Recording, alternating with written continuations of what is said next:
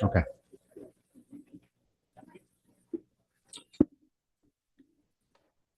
Good evening, everyone. I'm going to bring this meeting to order, Board of Finance meeting for March 26, 2025 at 7 p.m. Mike Anderson, Chairman, Dan Smith, Vice Chair, Carl Johnston, Gary Nino, Amy Friend, who's our Secretary and alternate, Lou Gingerella, and Winona Burdine is another alternate.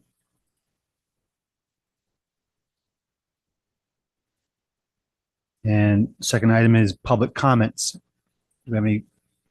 Yes, Mr. Noonan. Can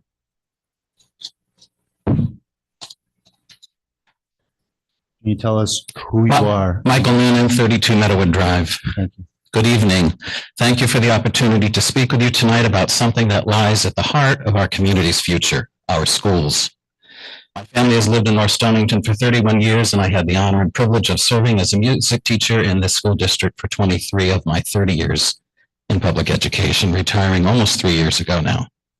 Having taught in the arts, specifically music, and teaching every grade level from pre-K through 12 in both the instrumental and classroom music setting, I have seen hundreds of students and even parents of students now who had multiple opportunities to be creative and expressive. My own two children are graduates of Wheeler High School, and both are thriving in their careers. Both of our children have earned bachelor and master degrees, certifications and degrees beyond master degrees. We are a family of educators, and this school district served as the bedrock of success for our two children. The education they received and the opportunities they had shaped them and gave them confidence to be the successes they are to this day. Every teacher, paraprofessional, mental health staff member, counseling staff member, and administrator challenged them, supported them, and held them accountable. As we are a small rural town, children here grow up knowing their neighbors by name, playing on the same fields many parents once played on, and learning in classrooms that have stood for generations, like this building, and now proudly in our new learning spaces. Our schools are not just buildings. They are the backbone of our community, places where students find opportunity, inspiration, and the tools to become the leaders, workers, and neighbors of tomorrow. I'm here tonight to respectfully ask for your continued investment in our education budget, not because the Board of Education is asking for money they need, but because they're asking for what our children deserve. This budget ensures that our students have access to updated materials, reliable technology, and essential programs like special education, social work, counseling services, the arts, and sports. It supports our dedicated teachers who go above and beyond every single day, many of whom are part of this community themselves. It maintains the safe, clean, and welcoming learning environments where our students can thrive. But more than that, it's about equity and opportunity. Rural communities often face challenges, limited resources, aging infrastructure, and fewer extracurricular enrichment opportunities than larger towns or cities. But our kids have the same dreams, they have the same potential, and they deserve the same chance to succeed. North Stonington Public Schools provides for extensive opportunities in creative ways for all students. Our own son would never have had his first successful career in sports communications at the collegiate level had he not had the opportunity to take a journalism class in 2009 through the VHS program, which is the virtual high school program. That one class planted a seed which led to his senior project here in sports journalism with The Day, a successful 6-year career as an assistant director of sports information, working at 2 Division I universities, and now working in a career of passion as a special education teacher right here at Wheeler, and the opportunity to coach 2 sports as well. Having the opportunity to create, perform, and play varsity sports here as students gave our children the confidence and drive to make their dreams come true. The teachers here all supported and challenged our children to be successful. The education budget is not an expense, it's an investment in our local workforce, an investment in property values, an investment in the very fabric of our town. Studies show that strong schools attract young families, drive economic development, and create a ripple effect of positive growth for everyone. I live in this town. The residents understand the need for fiscal responsibility, and we are mindful stewards of every dollar. As often heard from this podium, my wife and I have joined the people who are on a fixed income. We are still under age 65, and I will share that we must pay full premium for our medical insurance, a very costly expense. But we will continue to support every budget investing in our schools and supporting the town services we receive. The original budget the Board of created was carefully crafted, balancing the needs of our students with the economic realities we all face. But if we fall behind in education, it's hard to catch up. The contracts for teachers, paras, secretaries, custodians, and administrators have all been negotiated in good faith. Tonight, I ask you to picture a classroom here in town, a student raising their hand because they finally grasp a concept they've struggled with, a teacher standing to help them because they believe in them, families gathering for a sports game, supporting their children. And if you've never been to a Wheeler basketball game, you're missing out. You don't have to have a child in the schools to attend one. A parent attending a school play, of which I proudly served as music director for many productions, both at the high school and elementary levels, proud of the confidence their child is building. These moments matter, and they are made possible by your support. On behalf of our students, our teachers, and much of our community, I ask you to approve the education budget, and I'd like to see it restored back to its original proposal. Together, we can give our children the quality education they deserve and the bright future they're working so hard for. Thank you. Thank you, Mr. Noonan. Well said.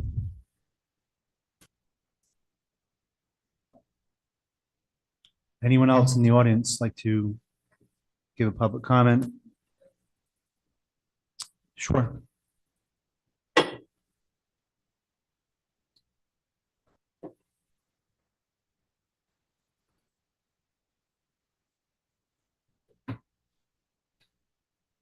Connie Berardi, Pine Woods Road. I respect everything that you've said.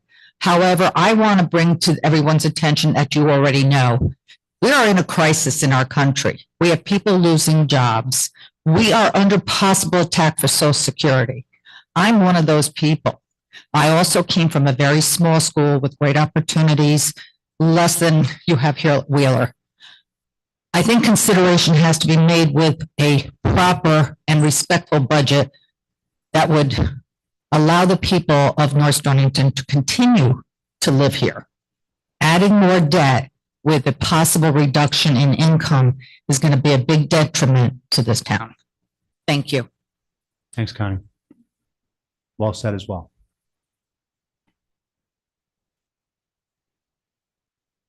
And I'll just remind everybody, there is going to be another public comment after majority of the agenda items are concluded. So if you don't want to speak now, you feel free to do so later. Anybody online, Suzanne? Okay. With that, we will move on to agenda item number 3, which is a Board of Selectmen appropriation request for the Boom Bridge renovation closeout. Thank you. I'm just coming to speak about something. It's housekeeping from, we brought this to your attention a couple of meetings ago. Most truly transposed a couple of numbers, so the number of the appropriation didn't match the number of the backup information. I've since corrected that.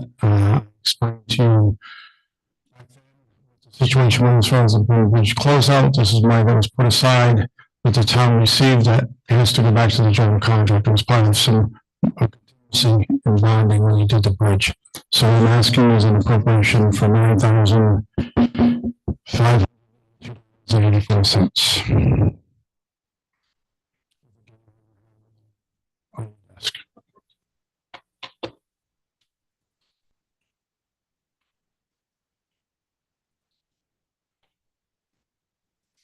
I move to take appropriation from undesignated from the previously deobligated funds in the amount of $9,582.84 to go to Trans Systems Corporation. Second. Any discussion? What did we miss in the transposing? What's the net change from what we did last time? I'm just curious. I think I put it down as 9,000. What's the number again? Excuse me. 9,528 rather than 32. I got my 2s and my 8s mixed up. Perfect. I'm good. Any further discussion? All those in favor say aye. Aye. Any opposed? Any abstentions? And just for the record, we have Sarah Nelson came in at 7:04. and is included in the vote. Motion passes. Send that copy for me. I'm signing right there. All right, thank you. Want to sample for 4 and 5?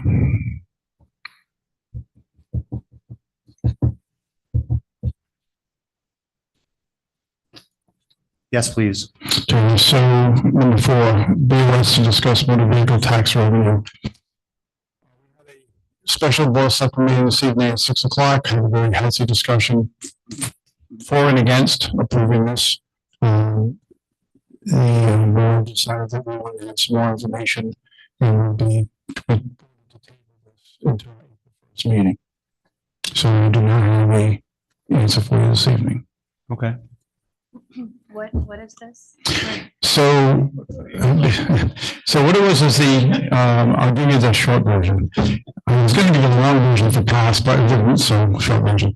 The towns have all taken a lot of revenue hits in the last few months. Everything from not getting supported now for early voting by the state, like was last year, hits to the revenue of motor vehicle tax, which is $379,000 plus that hit the revenue. ECS funding get to 6,000 plus additional veterans tax exemption, which is I think it's 54,000. When that's all said, and the town went to the state said there's a way too much we can't afford all these hits, and the state said, "Well, we'll tell you what, we're going to give you 5% with a reduction back on their taxes." So instead of just a ballpark, instead of us lowering the tax by as much, we would have now yes, we would have gained about $1,000. Less of loss. Some consideration, I think that's this town said we go to one level. Taxing. State said we had to. So there was a discussion for and against, and I think that to the details, I think it's best that we voted on. So we'll have some examples from assessor, some exact examples on individual cars and what it means to the individual taxpayer. Second.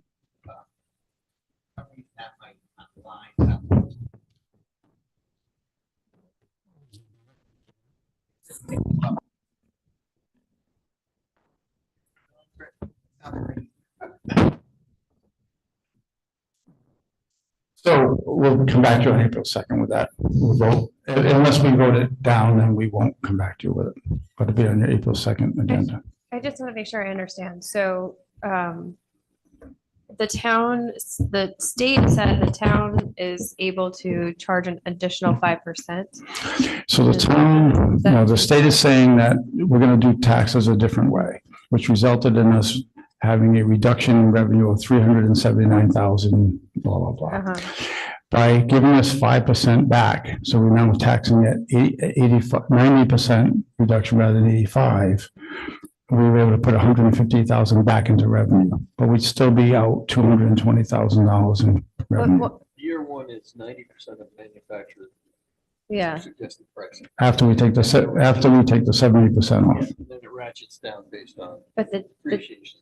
Next line. towns have the ability to choose to go directly to the 85%. So they gave us the option to stay at 85, which is what the state said we could do, or go up to 90. So we able to recoup 5% of that back. Just for 1 year. No, it just, you start the table at 90 versus 85. So it goes 90 this year, 85, 80, 75, 70, and so on. It's a 20-year plan. Okay. So I it allows, understand now. so we're starting at 90 rather than 85.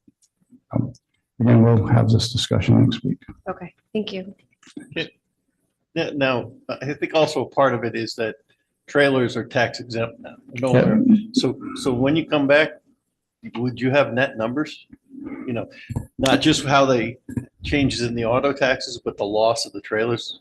There's a fair amount of trailers in this town. Yeah, it's personal, not commercial Yeah, trailers, just yeah, personal. yeah. Most trailers get taxed at a very low number though, just so you know. I'm gonna try to get that information. Hey, Bob, Yes, the reduction that you're talking about, Did that already happen last year when we used it, or is this new for this year? This is new this year. It was a result of the towns complaining to Hartford that we're getting too many hits on the. Technically, nobody's received a reduction in their car tax as of yet. Correct. Okay. And then, Thanks, Brett. so He nobody- didn't see one on his car. and the income that you guys have given to us to use this year includes that minus 379,000. Yes. Okay, thank you. So I think it's at 748,000 and change. Okay, so any questions on that? That'll be something we can talk about next Wednesday.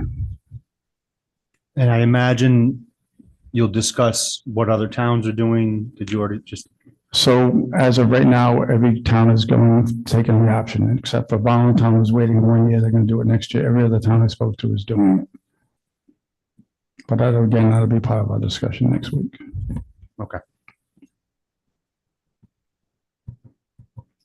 any further questions on agenda item number 4? Okay, number 5, So number 5 is we are meeting to discuss the direction from the Board of Finance at our April 1st meeting. We have not met since then. So we'll be presenting our budget, our new budget number on the 2nd. so Wednesday, April 2nd, Correct. we will have some discussion from you on this agenda item. We're gonna, at our next meeting, we'll be going over how we're gonna reduce the budget to 4% or less. Thank you. Thank you.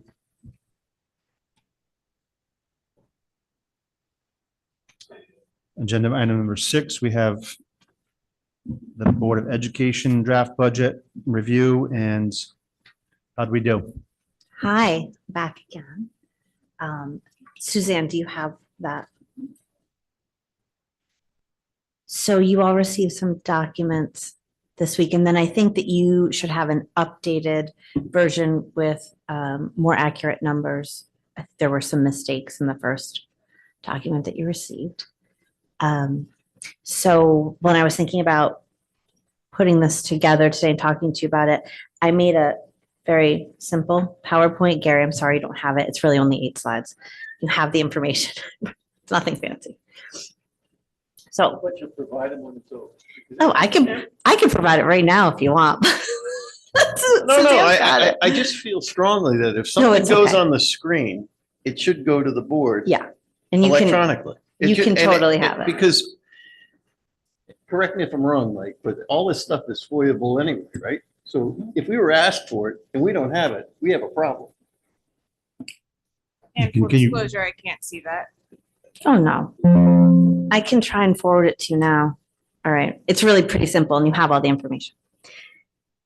Yeah, So I- please just forward it to us, as soon as possible. Thank you. Sure. So some of you were at our meeting on Monday, and I'm sure some of you watched it. So the board took your direction, and I'm here to show you what 4% looks like. I'm going to talk about these reductions in 3 groups. If you look at this paper that you have, this is the paper where the information is. It's this reduction paper. So I look at it in 3 groups, and reduction group 1 is really low impact. We took contract negotiations, took them out of our budget, and moved $40,000 of that into our non-lapsing account. So Carl, I think it started to do what you were talking about. Like, it was in the spirit of what you were talking about the other night, which is let's get that out of your budget, ask for an appropriation. And I said I was too nervous about the appropriation, but we know we're not going to ask for $50,000 next year in that line item because it's not a teacher contract negotiation year. So we've lowered our line to $10,000. You can see this in line 46. We've lowered it to $10,000 and we'll take $40,000 out of the non-lapsing. So it's not in our budget, but we're also not moving something to non-lapsing that's going to create a hole in the budget for us for next year. So right now, our total, On that, you said there's not going to be a negotiation next year? it won't be that magnitude. So the line will come back probably to around $3,500. Which contracts are you negotiating for? This coming year, we're going to be negotiating the teacher's contract, which is the biggest one. So that's why we have the biggest expenditure. So during the next fiscal year, The one that we're talking about, the We budget for will that. be doing the negotiation. Yes. So that's why my line got so big. We've taken that line out of the budget. We've left $10,000 in the negotiation line, and we'll pay for the rest of it out of non-lapsing. So that brings our planned non-lapsing account expenditures for fiscal year 26 to $162,285,000 with an unencumbered projected balance of $53,000 after that's all over. The second thing we did was reduce our sports transportation by $12,500. You'll see that reflected in line 80. We are not taking anything tangible away from our students. These are found efficiencies. What this will do is probably limit out of league away games. So instead of playing someone 2 hours downstate who's not in our league anyway, we're not going to play them anymore. But we're not eliminating any sports. We're not eliminating away games for middle school or anything like that. We're just finding some efficiencies and tightening that line a bit. The third thing we've decided to do is pull further out of that general building services line. You'll see that in line 64. So our projection for this year is $198,000. We know that Bob has taken on $100,000 of that for next year, so that comes right out. And now we're going to take an additional $23,000 out of that line, leaving us with a balance in that line of $75,000. So the subtotal of those cuts is $82,500.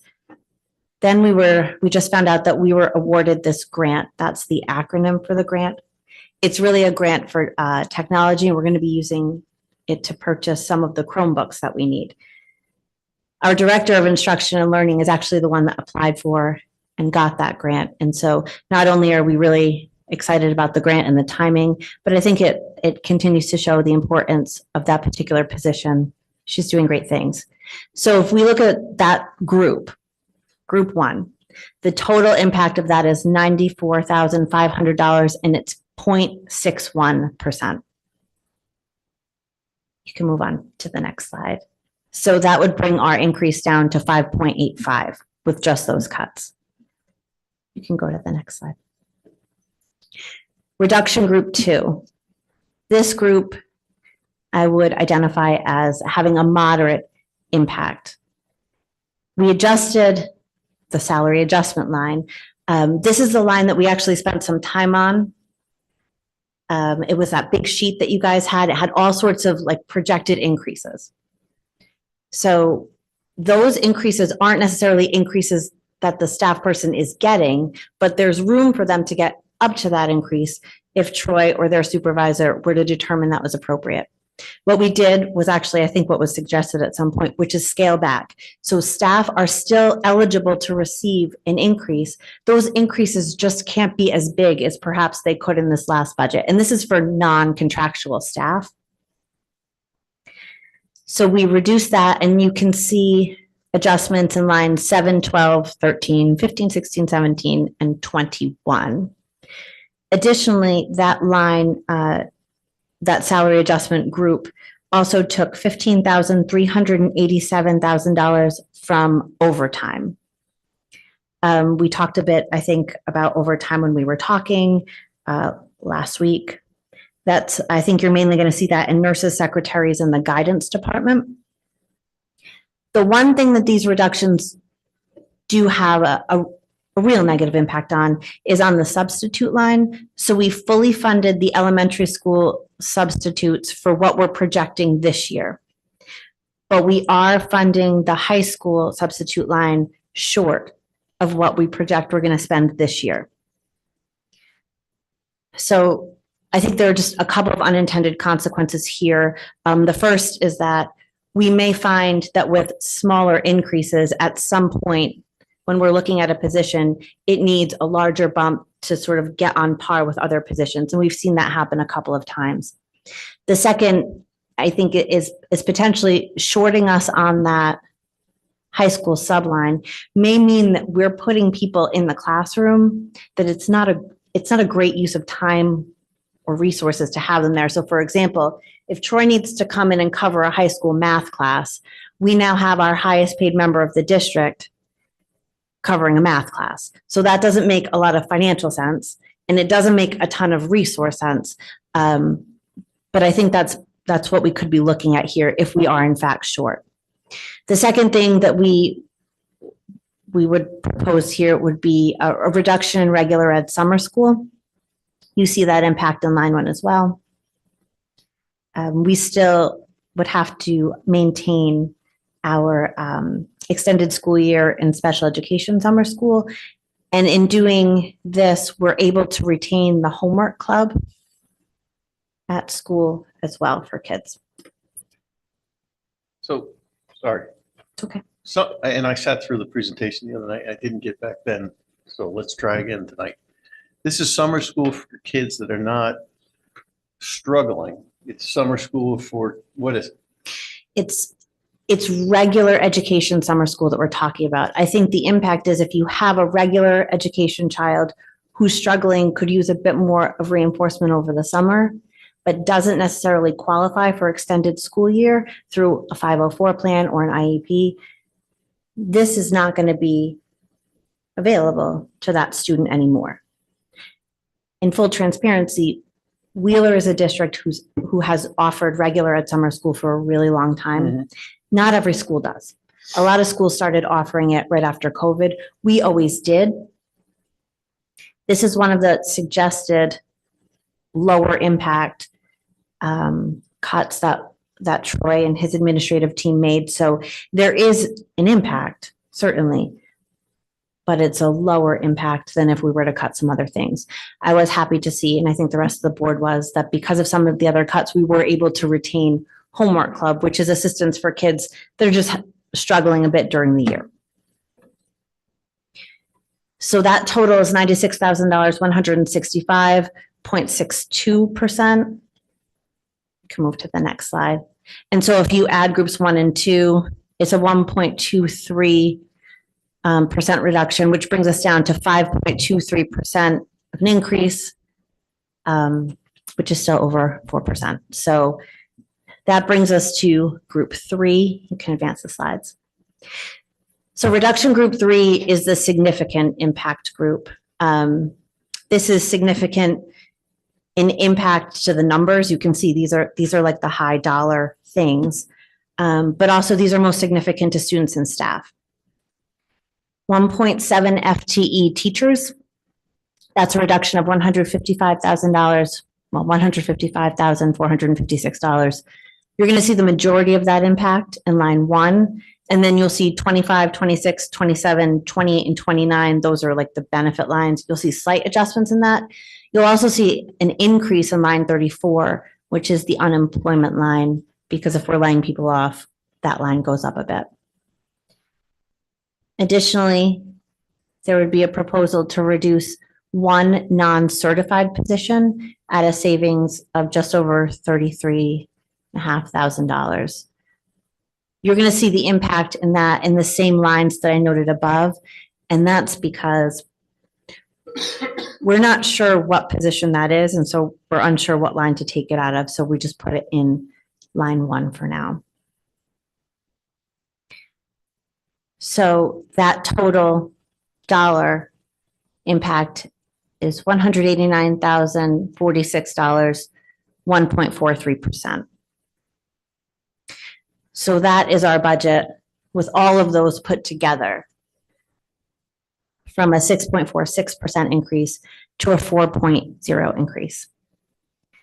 So when we look at that last significant impact group, if I look at it from a 50,000 foot view, staff reduction, and the term staff reduction feels very clinical and is something that I think a lot of people talk about in the real world.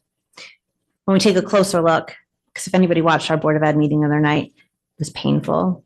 It's horrible to talk about, and I don't think the board's comfortable talking about staff reductions. We probably shouldn't be. No one should be talking about that in a casual way. I know the administrators don't feel cavalier about it. These are people they work with every day. We haven't reduced our staff through layoffs in years. We've reduced staff through things like attrition. but we haven't had layoffs in a long time. It's certainly creating less than a desirable impact on staff climate and culture. And when pink slips go out, that's a something. I know it happens in places, but it hasn't happened here in a little bit. And that certainly has an impact.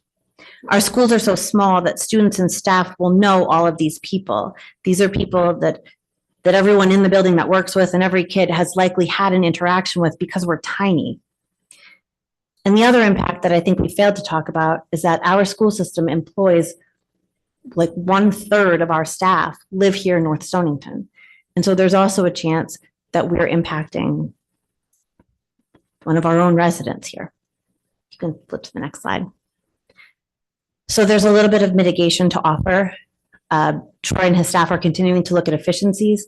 One of the things that he mentioned at the last meeting that you might have heard is that they're continuing to go through software lines. And if there's software that we know that we need for next year, but don't anticipate needing in the future, we'll maybe be looking to pull those out and pay for those out of non-lapsing as well. So that's a way that we can use that non-lapsing account again for maybe a purpose less than what we'd love to use it for, but not in a way that will create a big hole and a problem for us next year when we're working in the budget.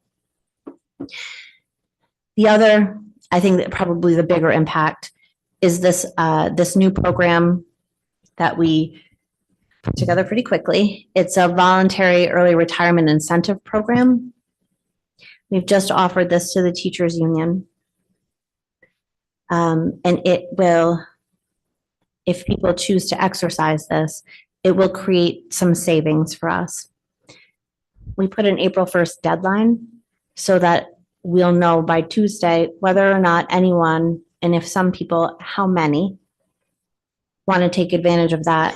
And that can help mitigate some of these numbers as well. If 2 teachers opt in, we're looking at a savings of about $60,000. And that's based on assumptions about where that teacher is on the step and then what we would be hiring. So it's based on sort of an average of what we would probably be hiring to replace that teacher. So we'd be looking at a savings of about $60,000.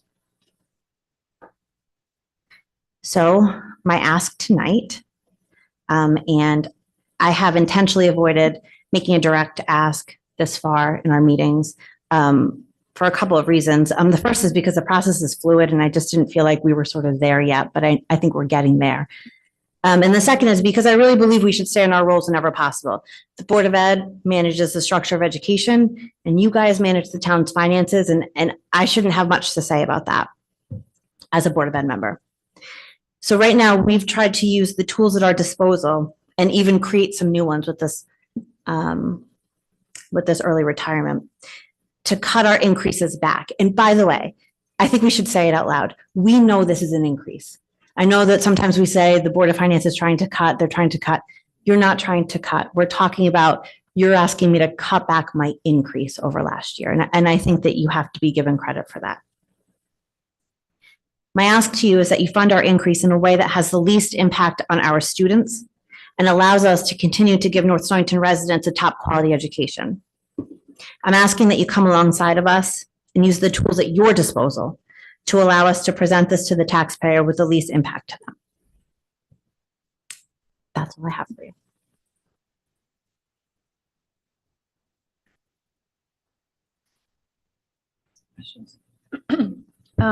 Thank you, Stephanie. Sure. Sorry, the 1.7 FTEs, which schools is that coming from? We're not talking about what schools, what positions. It's 1.7 FTEs. What will happen if we have to cut 1.7 FTEs is that pink slips go out and we see where that lands. We won't be discussing it position by position.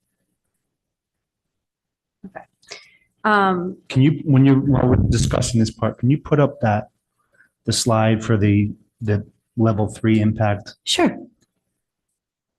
Suzanne, I'm sorry to put you on the spot. What? I'm not sure what slide number that is because I didn't number my slides. It's 3 back. As far as, don't quote me.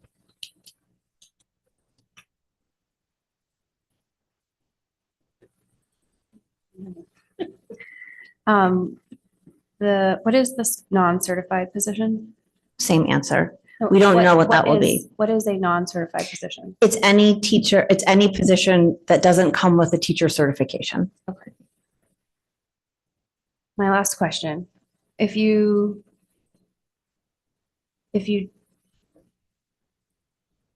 another way to save money through attrition is when you have attrition, you restructure so that you don't need to backfill that position. Yes, absolutely. You have an ask out to the teachers around retirement. Are you open to a plan of restructuring so that you can address, so it wouldn't, because you just said, would it be 60,000 in savings? But that's assuming you fill. Right, and that's also assuming the same conditions that was built around, right? A certain step and a certain hire. So it's about, we can expect about 60,000 if it's about 2 positions. But that's if you refill the positions. Correct. So my question is, if, for example, you had 2 teachers retired, what if you only filled 1 of them? Because there are scenarios I can think of, which is not my job to think of, in the school where you could have slightly more kids in a class, not even maybe up to 20, but have slightly less teachers. And that would actually be a much more significant savings, right? So And I have think less impact on the teachers. you not have only now. would we be willing to do that, but I think that's what we try and do. So when we lost our IT director due to attrition, we took a look and said like, hey, we don't need to do it like this anymore. We can do it better. And I absolutely think that's what happens. And I think that's absolutely what would happen here. Troy and his administrators would take a look at like, what are we left with?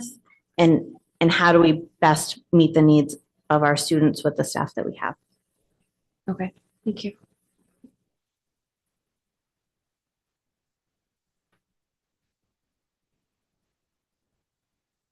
Can you not go backwards?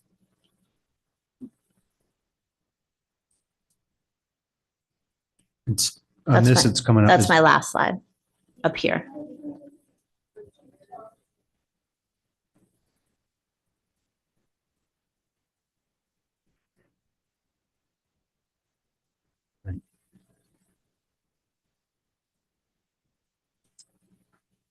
Does everyone want to see it or just Mike? I could just bring it to you, Mike, if you need to look at it.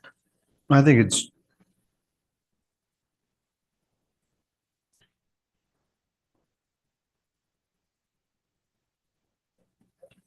I know, now you could do it yourself.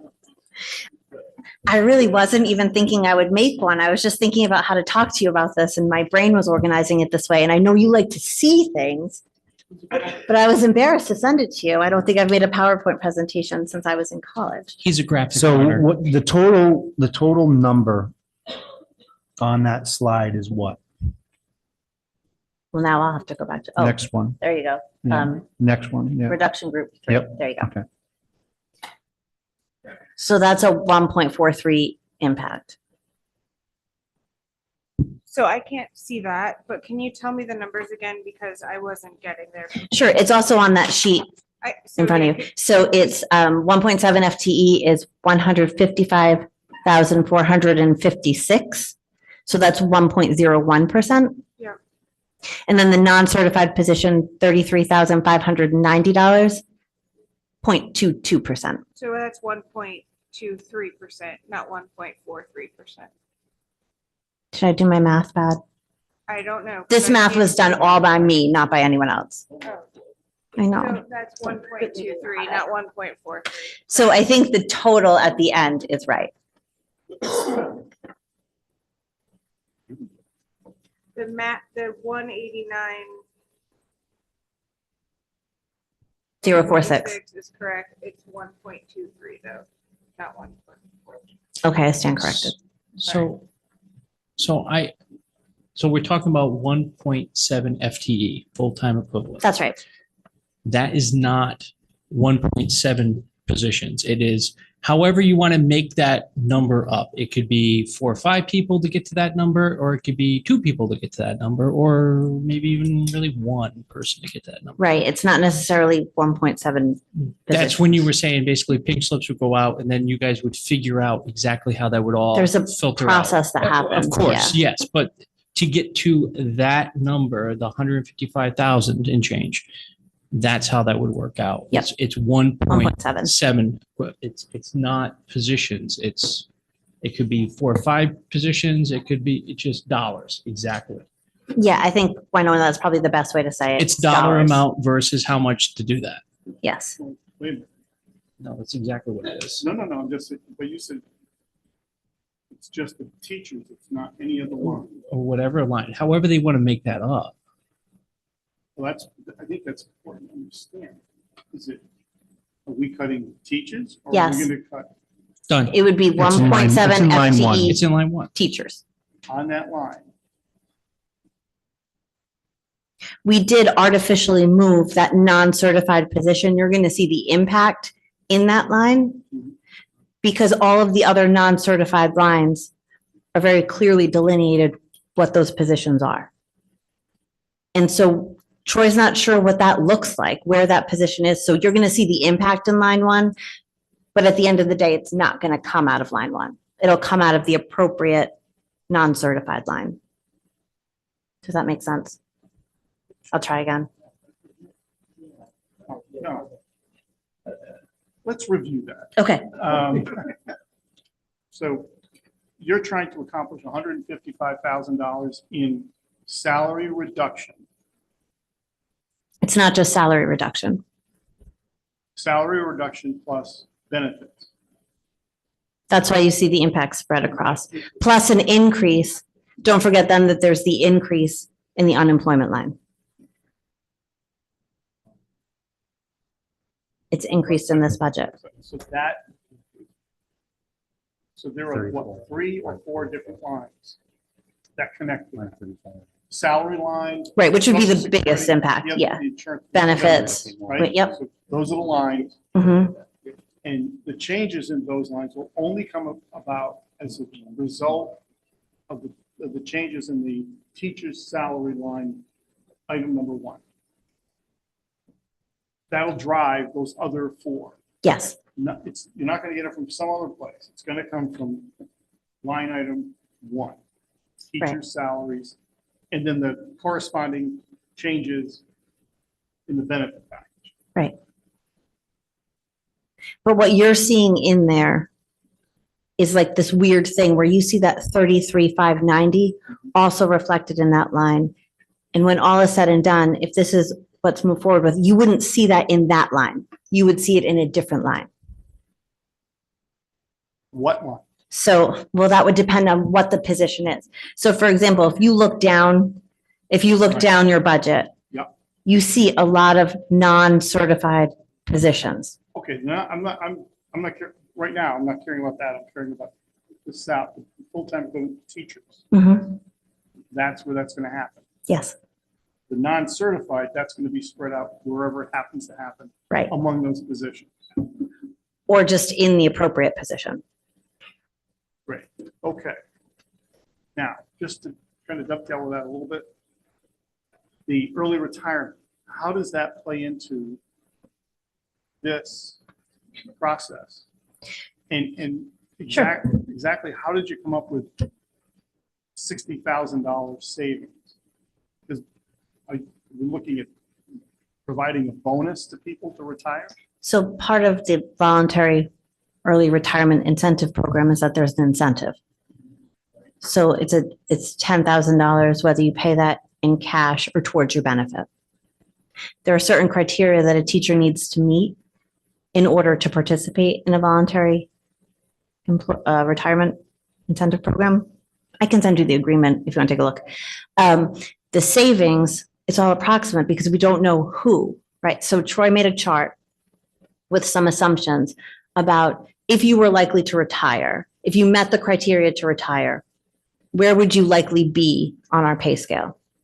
So that reduction, plus the benefit, plus an assumption about who we would hire to replace you and where would they likely be on the pay scale. And then we come up with the savings. So the push then would be that you'll need, because you're looking at a savings of $155,000 on the salary line. I don't think we're looking at that savings. We don't know what the impact will be. We'll know on April 1st. No, But that's it. I'm sorry, maybe I wasn't clear. As you're presenting here, it's 1.7 full FTEs, and that's represents 155,000 savings. You don't know if that's going to be the number because you don't know how many people will opt for the early retirement. That's correct. So you could end up with getting, the push here is about a $90,000 benefit. Because you're assuming Maybe. 2 teachers retire early.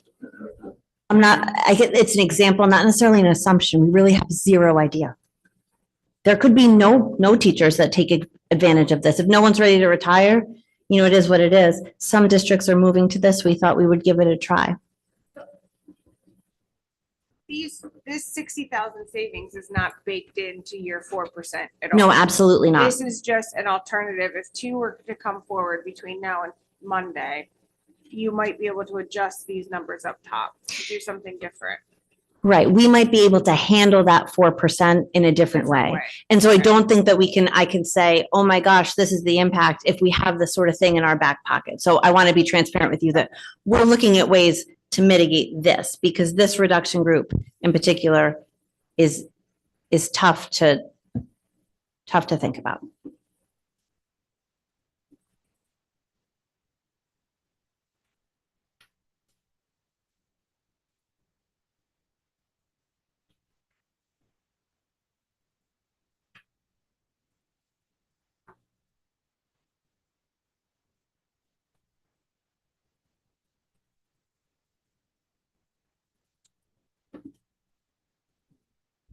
I guess one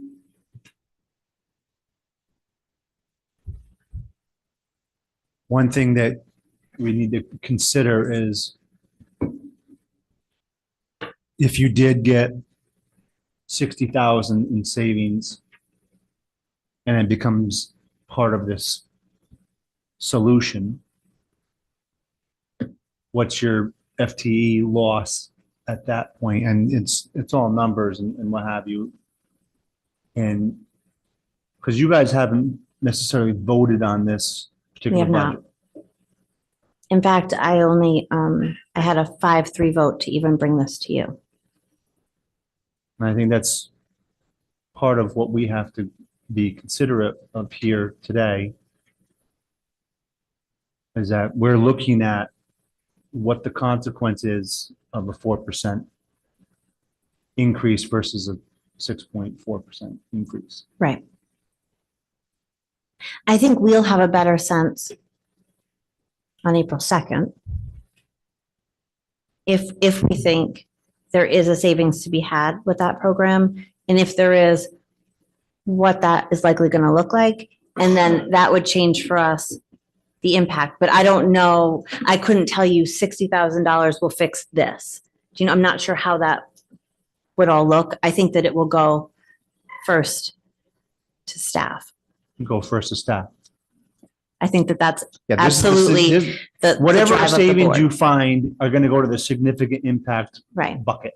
Because not only does this have the greatest impact on staff, I want to make sure I keep saying this is the greatest impact on our Under students. students, yeah.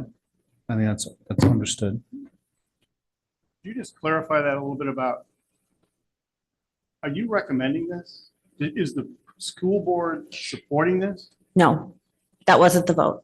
So the vote was to bring it to, that's okay. I went back and I listened. Yeah. I went back and I listened to the meeting because I was nervous too. So at 2 hours and 25 minutes, Mike Anderson talks about this is still a part of the budgeting process and that we're still looking at draft budgets. And we're asking what you can do with 4%. So I went back to Troy and the board, and this is what we came up with. The board, while we could have voted to approve a 4%, was looking to come back to you with the impact of 4% and hear what you had to say. I don't, like I said, it was a 5-3 to get this here for you to look at.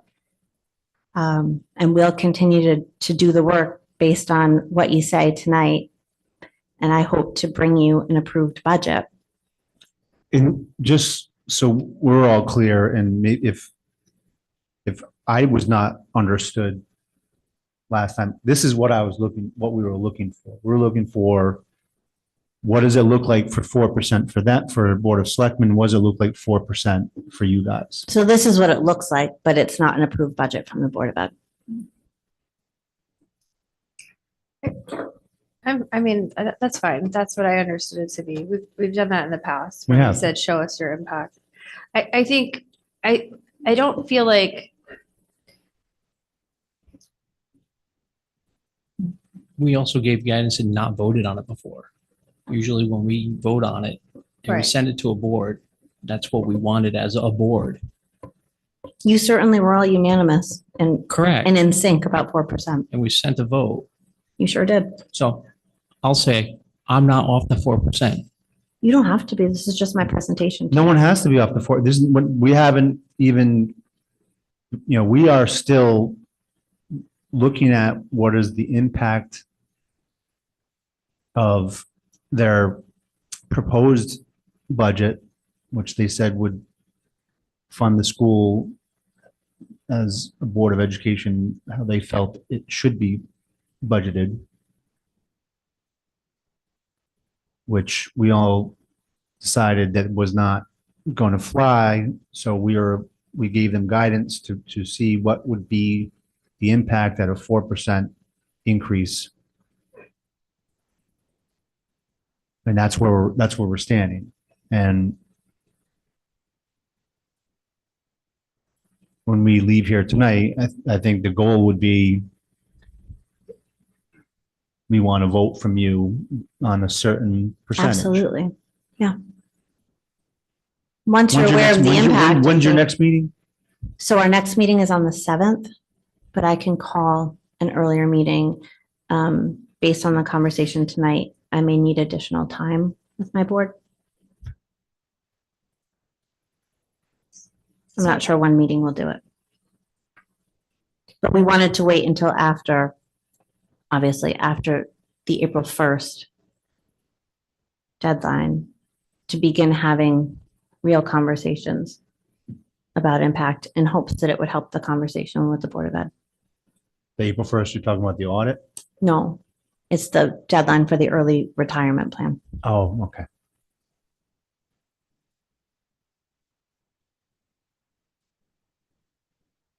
Mike, I don't know what other folks want to do, but I'm hoping we can kind of move to just the board discussion soon so we can talk through like what we've learned.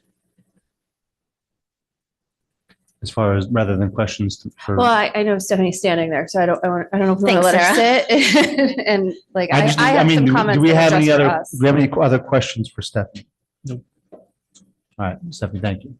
I guess just one more thing. I heard Dan's comment and I know that we're deep into budgets and we've all been at a lot of meetings and they're long.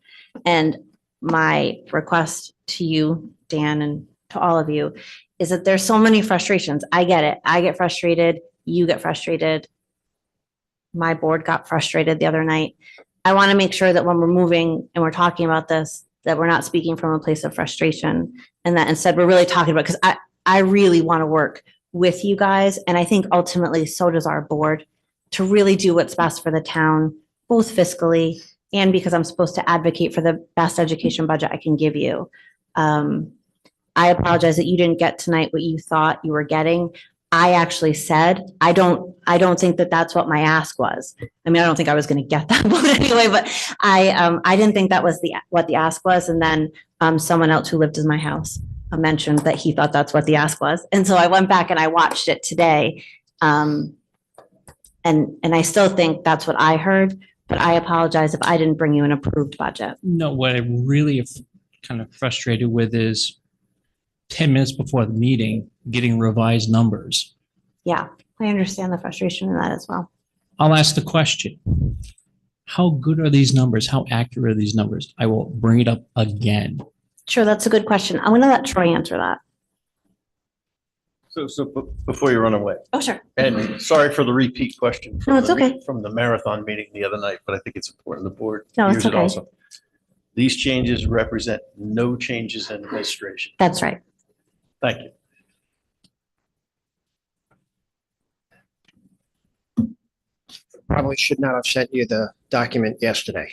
Correct. Okay, so I apologize for sending it to you with a few errors in it. Realized that, we fixed them. The numbers are very accurate.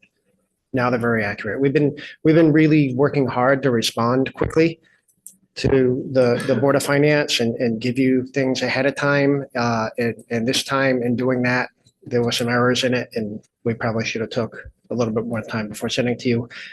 Kathy and I are sure that these numbers are accurate that you have tonight.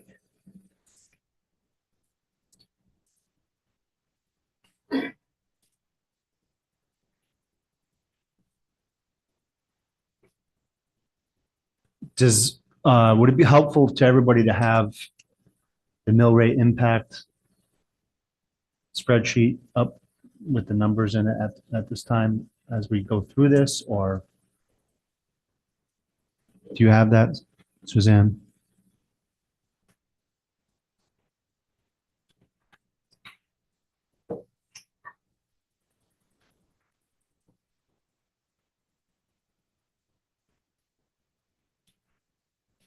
So filling time, if memory serves, the 4% increase for the school and for the town is 0.6 mill rate increase, no?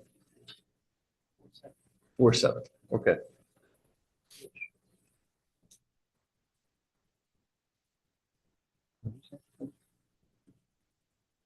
Point 0.47. Zero. 0.47. So while we're waiting, my biggest question mark is really around the teacher retirements. I think there's multiple things that can be done. The board only really talked about one of them, which was just replacing the teachers at a lower step. But I think there's opportunity there to potentially restructure a little bit, not with a huge impact to the school system, and allow for larger, like longer term sustained savings. So I just feel like we don't have all the information right now. I'll counter that, especially with the Board of Ed budget.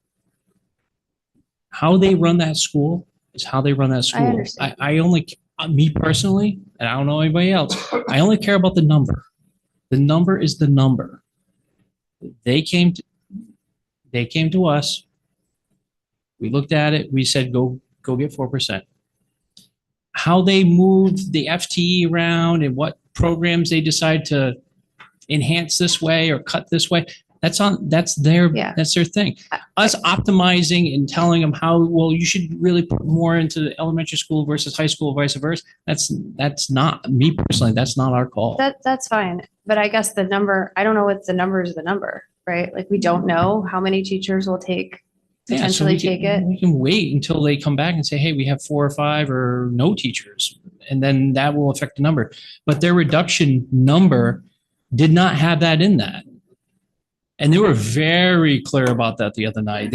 Some of them on that board did not want to move off of, unless you had a minimum of 3, and then it went down to 2. And then they're like, well, we'll just open it up to, I think Troy, Steph, correct me, it's anybody. You could have one person or nobody take it. That's how that worked. That's why that's all separated out. And it's poor phrasing to say it this way, but any early retirement savings is upside to budget restrictions that we saw tonight. Meaning if that 60% or 60,000 comes, then that's 60,000 less they have to reduce elsewhere. Right? Yeah, I would think it just removes off that number. Yes, but here's the thing, like we've done this exercise in the past where we've said, we don't want you to lose the social worker or wherever we landed. It's foggy because it's 2 years ago, but And we can't do that right now, right? We can't look at that and say, I'm removing myself from that emotion of it. I'm looking at it as a strict dollars and cents. This is what we can afford. This is what we're going to propose. It's their job to run it. They can't tell us right now, well, we're going to cut this many teachers, or it's going to be this or that, this or that. That's on them. They run the school. yes, but we could say, put the 155,000 back in, because we don't want to afford any teaching impact to your teachers, right? We could say Good, that. yeah. I'm not saying we're gonna, but You like could. that is an option. And right Good. now I don't feel like it's a good option, because there could be upside based on decisions that are made later that would impact that decision, right? Sure. But honestly, it would be just a number that we get back. The FTE is a different way of doing things. It could be 1 or 2 people. It could be 5 or 6 people, depending on Yeah. the hourly rate or the salary range that they're using. So this is, I think, my 4th year, and one thing that I noticed this year in listening to the Board of Ed, and especially this week looking at the budget and listening to the debate, was that in past years, and I will apologize in advance for saying this, but in past years, I felt like the Board of Ed brought a budget that had room in it. And whenever we would say, go back and show us something that was less, there was room to cut something. And what was cut was not extremely detrimental. And there was money to be found. This year, in the last couple of meetings, and especially this week, I don't get the sense outside of this $50,000 or $60,000 that the Board of Ed really feels like there's money on the table to negotiate with. And that's a difference that feels not good to me, because we're talking about $1 million increase at the 6.5% and still 600,000 at the 4%. And that's a lot of money, and that's a lot of taxpayer dollars.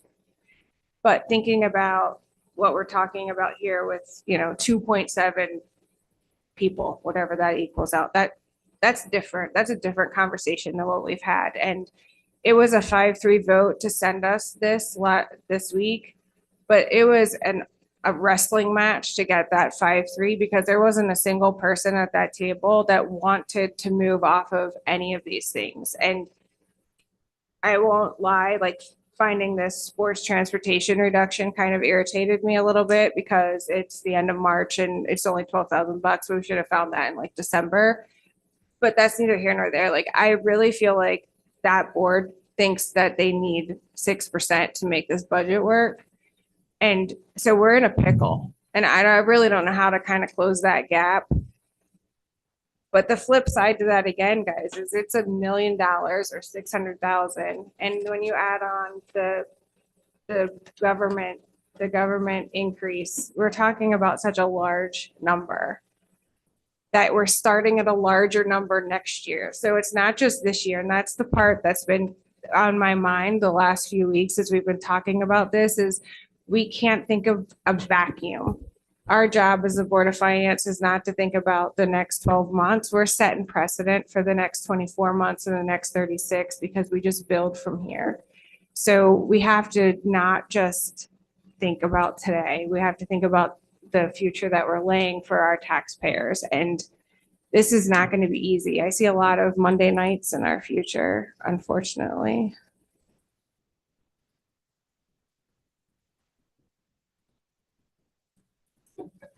I think we got to go salt. I think who's making pizza? Ooh, Mexican dip. charcuterie. Okay, I think, I know the points are very well taken. And I think back to, where I kind of started in my head, knowing how tough this was going to be, while knowing how strong we are fiscally as a town, particularly as it pertains to our undesignated fund? And how do we parlay that strength into presenting to this town a budget that's palatable? But to Gary's point, not allowing that strength of undesignated to say, let's run wild with the budgets because we have the ability to take some, capital, pay for some capital items or pay for this because we have that. We have to be, very stringent on these budgets. And, Stephanie, I applaud the Board of Education for, going through this exercise, as difficult as it is, to present this to us, because we need to feel the pain that I know you guys feel in order to say, we need this to happen. But and without going through that exercise, with just saying, we have all this extra money, go ahead and do what you got to do, and we'll make up for it, isn't going to help us next year when we have a loss of revenue from the state or whatever else comes down the pipe or pike, or however you say that. Everyone uses a different term. Should say turnpike, down the pike. Down the road. Down the road. In the future. So I think at this juncture, me personally, I'm not really that comfortable with reducing staff. I am willing to say, we need to know about the 60,000 or whatever it is as of April 1st. What's that number look like? And are we down to 95,000 in that category, in that significant impact category? Or over the next week, can Troy and central office find some other ways, to Sarah's point of restructuring to say, all right, we don't need to take that back. We're not filling that position. We can do it with who we have. Because these are the hard choices that we have to make as a school system, as a district, and as the Board of Selectmen and the government budget. Because we have to put it forward to the town. And it's not just this budget, it's next budget, the budget after that. Because they're not going down. And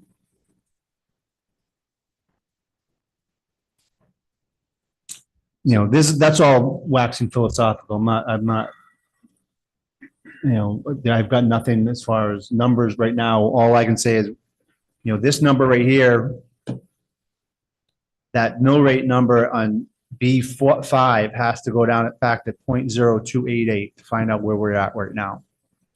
That's because we're at 15,744 that we're still short, but that's using a higher mill rate. I want to go back to the 0.0288 in that spot.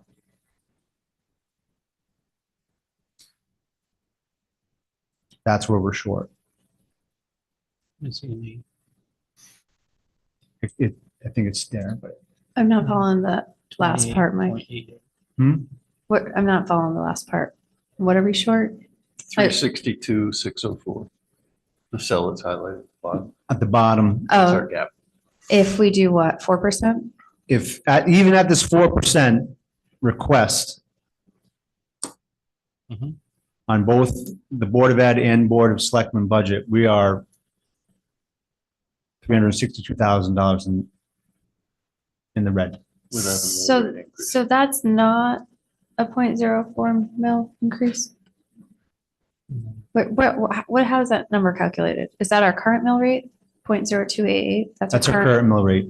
Okay, so if this is the 4% reduction, It's a 4% increase in the town. Sorry, and the 4%. school budget Increase. increase. And to balance the budget, for those brackets to go away, we got to raise the mill rate 0.047, right? 0.047. Probably So- 0.048. 0.047, I think. No. Go ahead.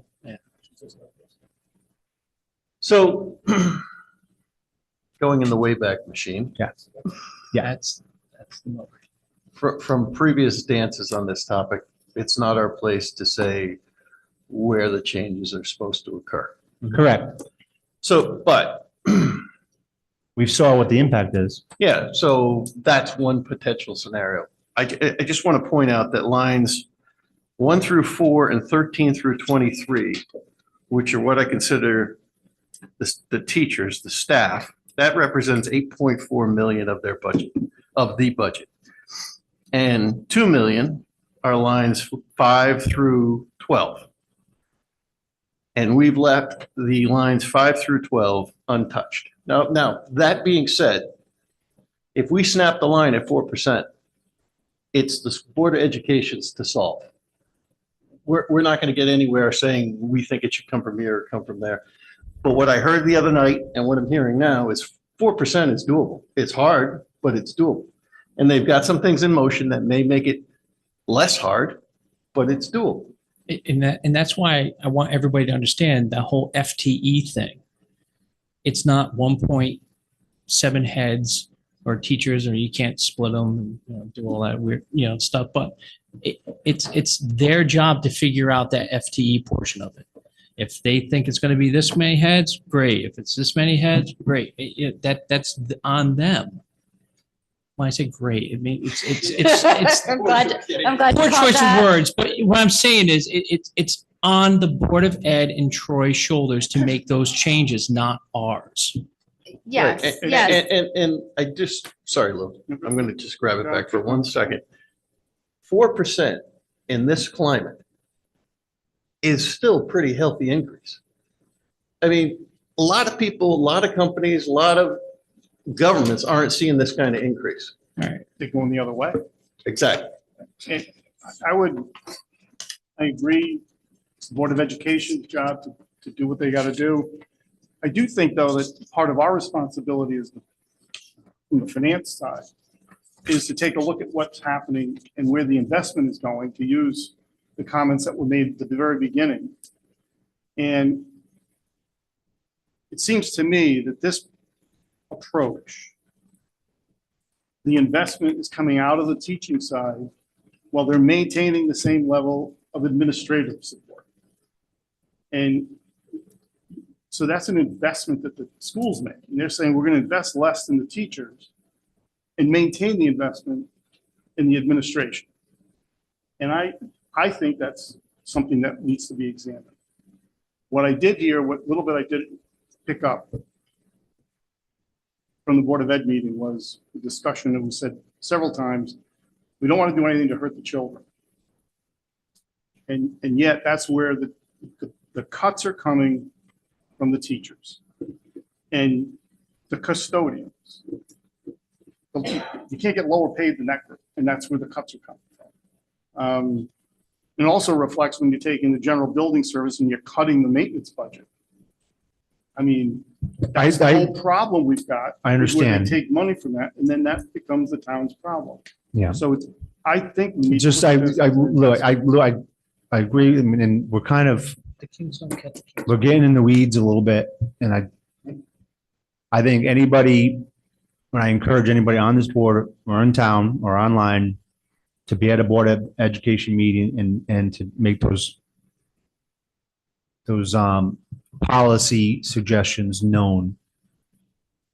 And it's not that your point's not taken, it's just, we don't have a lot of say in that as our board. We can say, we like the 4%. And, and then it's up to them. Go ahead, you have something?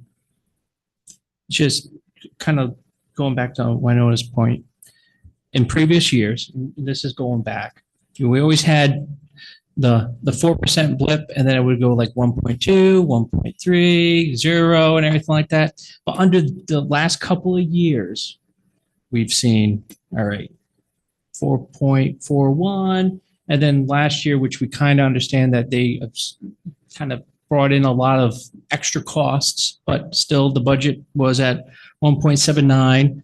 And this year it was a large number. So the large number of percentages are getting closer and closer and closer. So this could be, and I asked this question a couple of meetings ago, this could be the new norm. We could be getting every single year a 4 to 6% raise. Remember the whole Anthony, is 2% the new, is 5% the new 2%? You know what I mean? That's my Right. point. Yeah, I totally That's get it. exactly what I Exactly. was I'm making getting your at. point. Yeah, so it's like, if you put money there and it grows at that rate, Of course. you've created a snowball that's just gonna get And bigger and at bigger. some point, you have to either consume it or make a correction. And I will also offer, sitting through the Board of Education meeting the other night, there was a lot of discussion about the non-lapsing account and ownership and not wanting to spend that money down.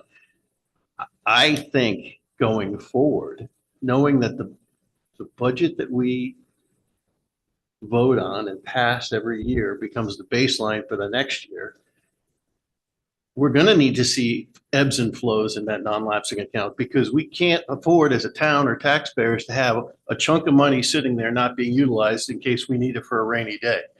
I think the taxpayers would rather see that stuff come and go than sit there in an account that they can't recoup. You said you're gonna be down to 53 if you do spend all that money. There's some, but Yeah, I just wanted to be out there. 162 would be out of this budget. What the plan would be out of this budget to spend out of non-lapsing, and then it would leave us with an unencumbered balance of 53. And I do think we see ebbs and flows in that. I think the problem what's is the forecast for this year? Forecast year end? right now it's a little over 90,000, but we're in March. That's to buy the cameras that still haven't been installed after they ran the wiring for it over a year ago. No, I think that's part of my 163. So that upside forecast would reload the non-lapsing account? It could. I mean, I hate to say that that's what we'll end up with because we're in March. No, I mean, just. plus But sure, or that's minus, what yeah. that's what we're running over right now. And I think that we, That means you're running favorable. right now, yeah. Good, okay. I think that we have had those ebbs and flows, but the balance is so big. I mean, we give you that report, right, every month that you see what we're purchasing out of it. And we did freeze for a couple of months as we were a little nervous about how things were being forecasted. Now that they're okay and we feel like we have a handle on things, we're using it again. But I think while the board doesn't like to use it for things like this because it creates that problem of what do I do next year? Funding the things that I funded out of the non-lapsing account. What if I need them in the regular budget? What do I do? Create that hole. But I think we've tried to minimize that with what we're using it to offset the budget with. So I think everyone would say that we don't like it, but I mean, we understand. It's like in some ways it's like your undesignated fund. It's hard to sit on money that the taxpayer has already paid and say, raising your taxes. That's tough.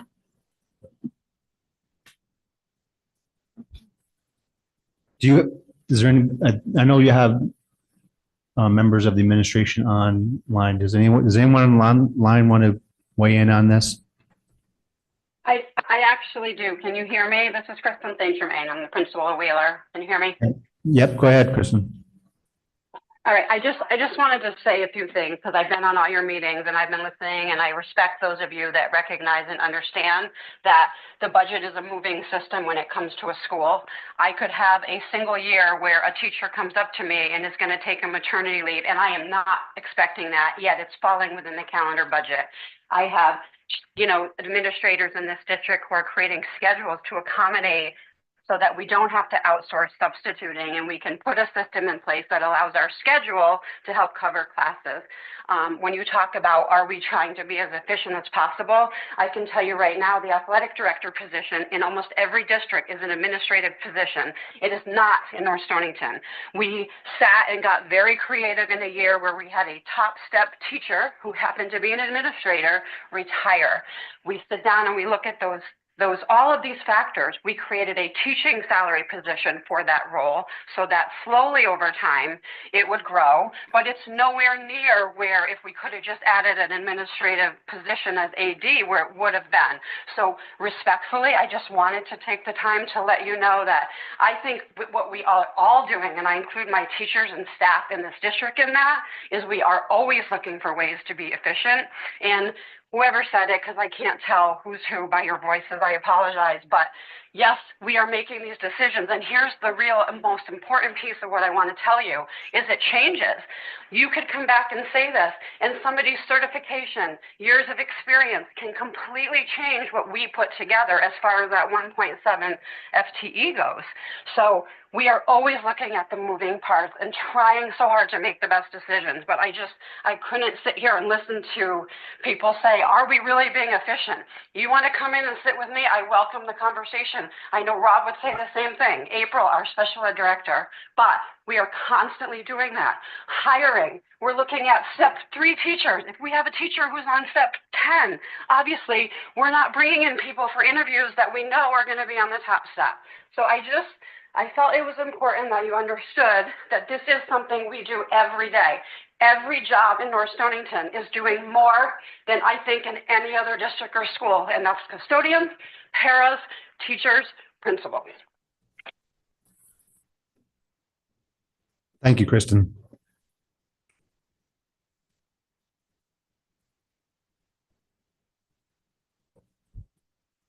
Okay, so going back to the discussion, I agree with Mike. I'm not comfortable with cutting teaching staff. But I don't think we're going to have enough information tonight to be able to. What is the next step? To provide a recommendation back to them to say, we want you to stay at X%, or? Well, let's look at the capital budget timeline. The budget timeline. It just happens to be on the capital budget timeline. We are at March 26th, where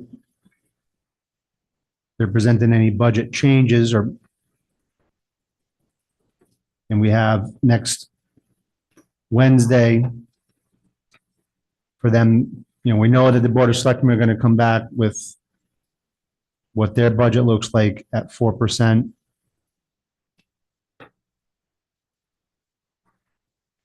And then we have basically another, and then you guys meet on the 7th, Board of Education meets on the 7th. And we'd have to present, if that's the only next meeting, then we have to provide guidance tonight that they have to then vote on. Why don't we have a Monday in between? There's no Monday, it's probably It's a holiday. no Mondays really. I think I said we were going to have Monday meetings. We have a We Monday. have them scheduled, but there's not one scheduled. There's Wednesday, March 26th, which is tonight, and then there's Wednesday, April 2nd. Yeah, I don't know if this particular document has our Monday meeting on it. So Sarah, there's 2 schedules. One is the budget schedule, which doesn't account for your extra Mondays and Wednesdays. That's something you guys put in. But the budget schedule has a schedule. And you work extra Mondays and Wednesdays around that budget schedule if you need more time. So that's why your schedules the 2 schedules don't coincide. Oh, I thought, because we already, okay. All right. So we have it. We should just not. You do. Okay. The big date to look at, Mike, if you guys don't change, is April 9th, because that's when you call for the town hearing on April 21st. Correct. Yeah, even when we did our revised 2005 meeting schedule, the March and the meetings were the 24th, which we didn't do because we weren't going to have anything from the Board of Education at that point.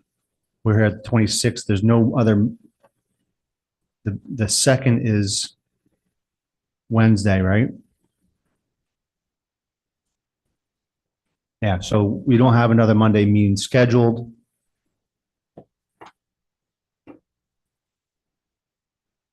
Doesn't mean that we can't call a special meeting if we need to. But the point being is that they don't have a special meeting scheduled. I'm saying you don't at this point. So the 9th is the earliest we would get a voted on Board of Education budget. Correct. That's if they vote for it. Well, the Board of Selectmen could come back to us on the 2nd with their final budget, and then we wouldn't have anything to worry about there.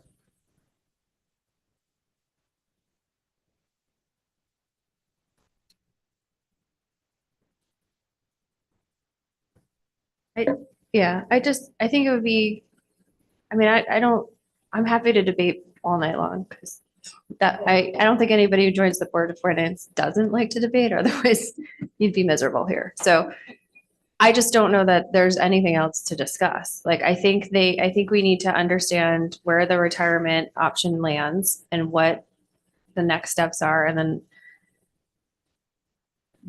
that's what I need anyway. I know, Dan, you don't, right? You're clear on what you want. I'll listen. Let it go. Was it the second you'll know exactly the next day? I know that the first is the deadline. I'm not sure that we'll know, we'll know how many teachers, if any, have decided to take advantage of this. What that exact thing looks like, we won't We can't go really. weeks. No, you can't. So that's what I'm Yeah. suggesting is, and Sarah, I get what you're saying because you actually really want to see what the real impact is. And I appreciate that. And so I think if you give us a number tonight, understanding that the way money would go back in would be 3, 2, 1, right? Like in that reverse, if we had money savings from the retirement. So I guess, Sarah, if my budget at 4% shows a subtraction of 1.7 FTEs and we get money from early retirement, I'm not going to put that money back in the maintenance line before we start talking about people. And I think we can be candid with you about that. That's why I divided things that way. So I think if you give us a number tonight where we need to be, because you have to be comfortable with that number in your chart, then we will work with what we have to meet that number without anything additional coming in. That's what 4% will look like. And it's not, I mean, we tried really, I think, hard not to be, show you theatrics, right? I'm not going to tell you I'm cutting the sports program. Or Troy and his staff really worked to say, okay, holistically, where is the least impactful cut? Lou, you talked about the maintenance line. I think there's room in that maintenance line, and that's why we suggested that we drop it. I think that that's the stuff that Winona's talking about, that we've talked about for years, that we come back because there was room. I agree. I wish we found those transportation costs when we presented this to you the first time. I'm sorry that we're showing it to you now. But that's where we found it. I think that there's room there. I think it's a safe number to be at. So I think we need from you that number so that we could start doing the work, because if you watched my meeting, it's going to be work and it's not going to happen quickly. But we'll make the adjustments that you tell us to make tonight.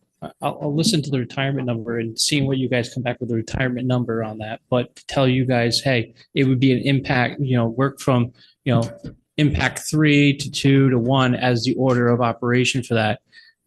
I don't even know we can do that because we don't tell you where to put your money into your budget. You don't, but I want you to be comfortable that we're not looking, I'm not playing hide the ball with you here. I'm not saying that you're going to play hide the ball. I don't think that the board will entertain the idea of the ball being hidden.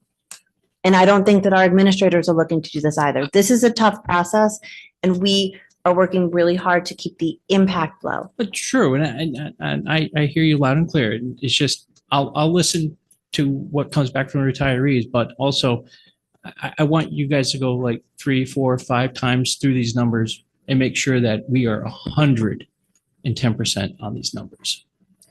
I agree. The numbers should be gone over until we can't go over them anymore. Correct. And that's what I imagine Troy and Kathy will be doing.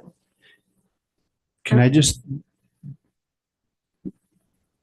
can you allow me guys to do an exercise with this mill rate calculation? Sure.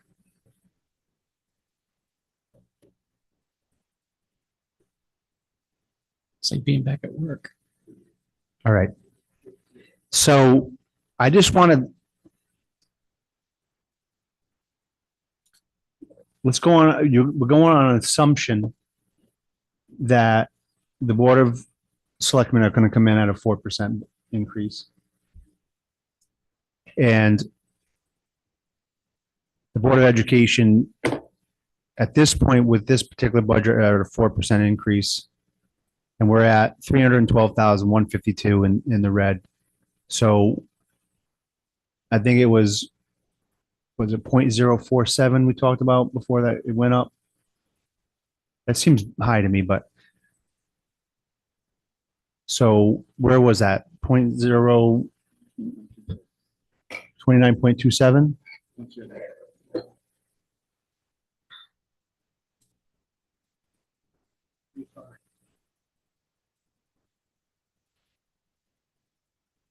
There you go. Right. Yeah. So do 29355.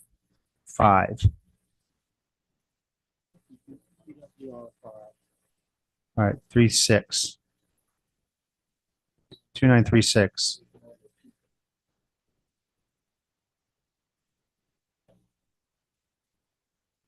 We'll get it to what, keep going until we get it. Okay. All right.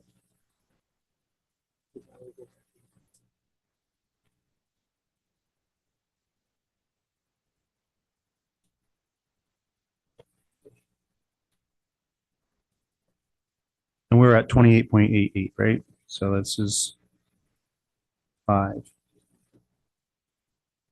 It's 0.5.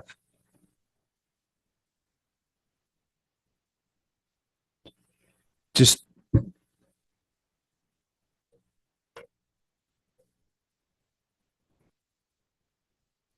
that's their 16,000. Do me,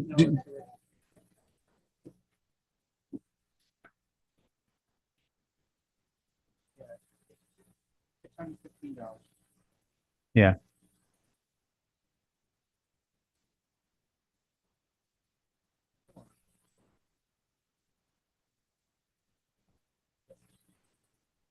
Yeah. Okay.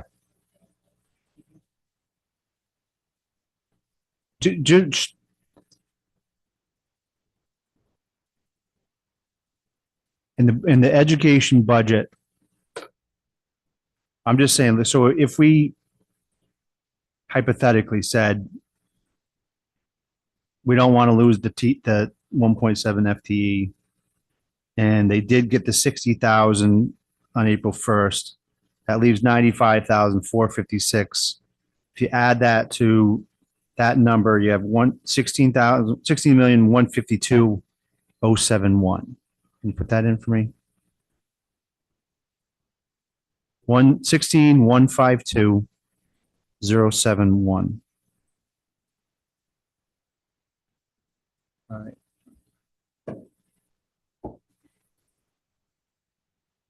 So how much do you have to go up in the mill rate to get that balanced out? 4.0? Oof.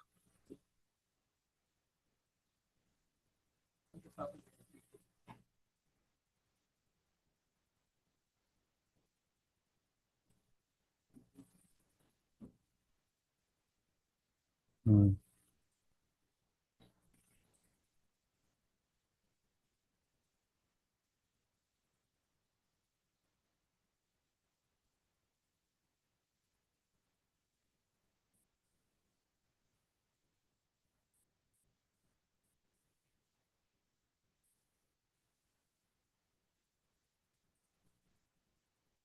Okay.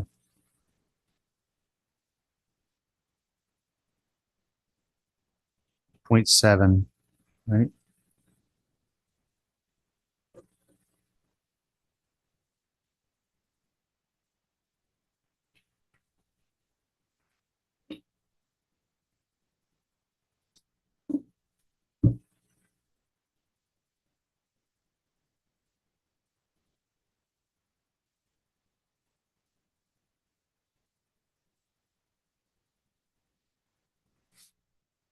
So I think the reason we do this exercise is because as a board of selectmen and as a board of education, you have to see what the impact is to the mill rate, even going down to this percentage of, of increase being lower than what you want. Mike? Yeah. Why don't you put in their original one so they all can see it again, what it was if we did not drop it? It's 6 point, whatever, 34. What's In other that? words, the mill rate. Remember we did it before and it was up to 31 mil, I think. Put in their original. The amount original number? so we can see it up there. So everybody out there can see it.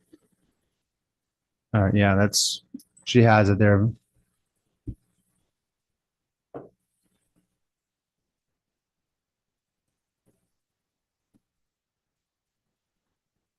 Yeah.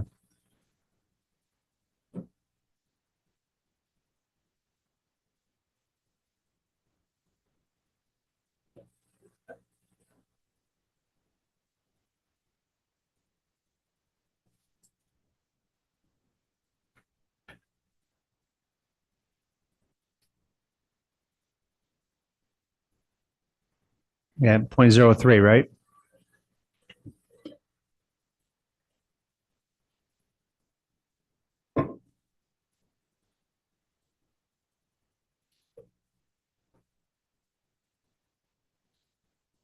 Point 1.2.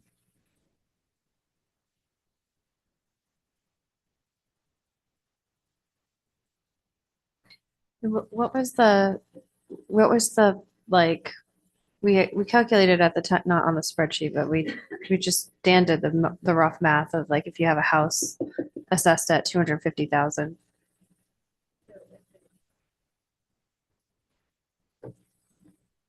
At the 4% increase, at a $250,000 house, 1.2. the tax increase is $125.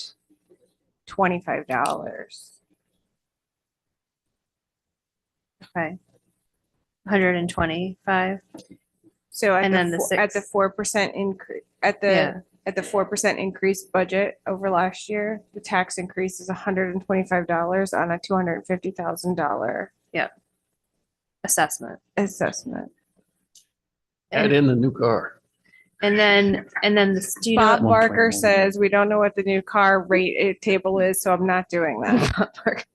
But the 6.5% mill rate, like, what would that be? That's the 0.03.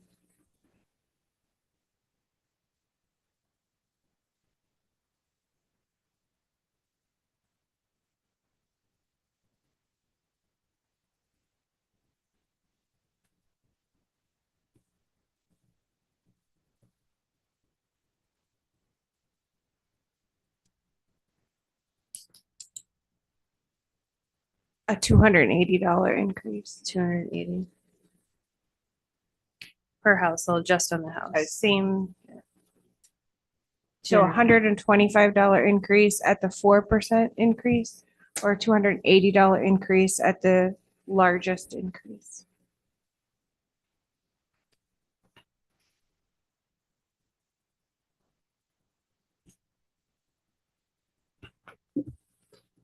All right, so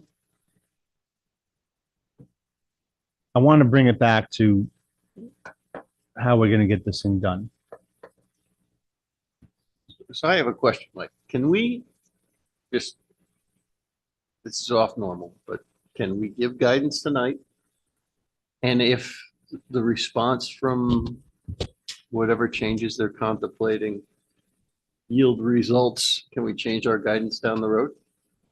So could we say, could we snap the line at 4% tonight? And then we find out that no teachers took early retirement. We rethink it down the road. I'm just trying to sort of better our schedule here instead of doing things sequentially. We could, but we would have to say, all right, we don't, if they're going to vote down the budget. And then they'd come back to us and we'd have to give them additional guidance. So yeah, your answer to your question is, I think, yes. Yes, I think they would just have to re-vote again. because they're gonna vote, if we give them guidance tonight, they have to vote on the budget they're gonna send to us. And then if we're like, never mind. Gary and I were there They have to watching them revote it vote. again. It was a stretch to get them to bring this I agree. to us. I agree. So we need to be, one, clear with what we want and maybe not cycle the votes as much. That's why why I'm doing this exercise with, because a budget is a budget. It's not, to Kristen's point, you don't know what's going to happen. No one knows what's going to happen. We do the best we possibly can under the circumstances to put forth a fiscally responsible budget. And, things change throughout the year. That's why we have, undesignated funds and what have you.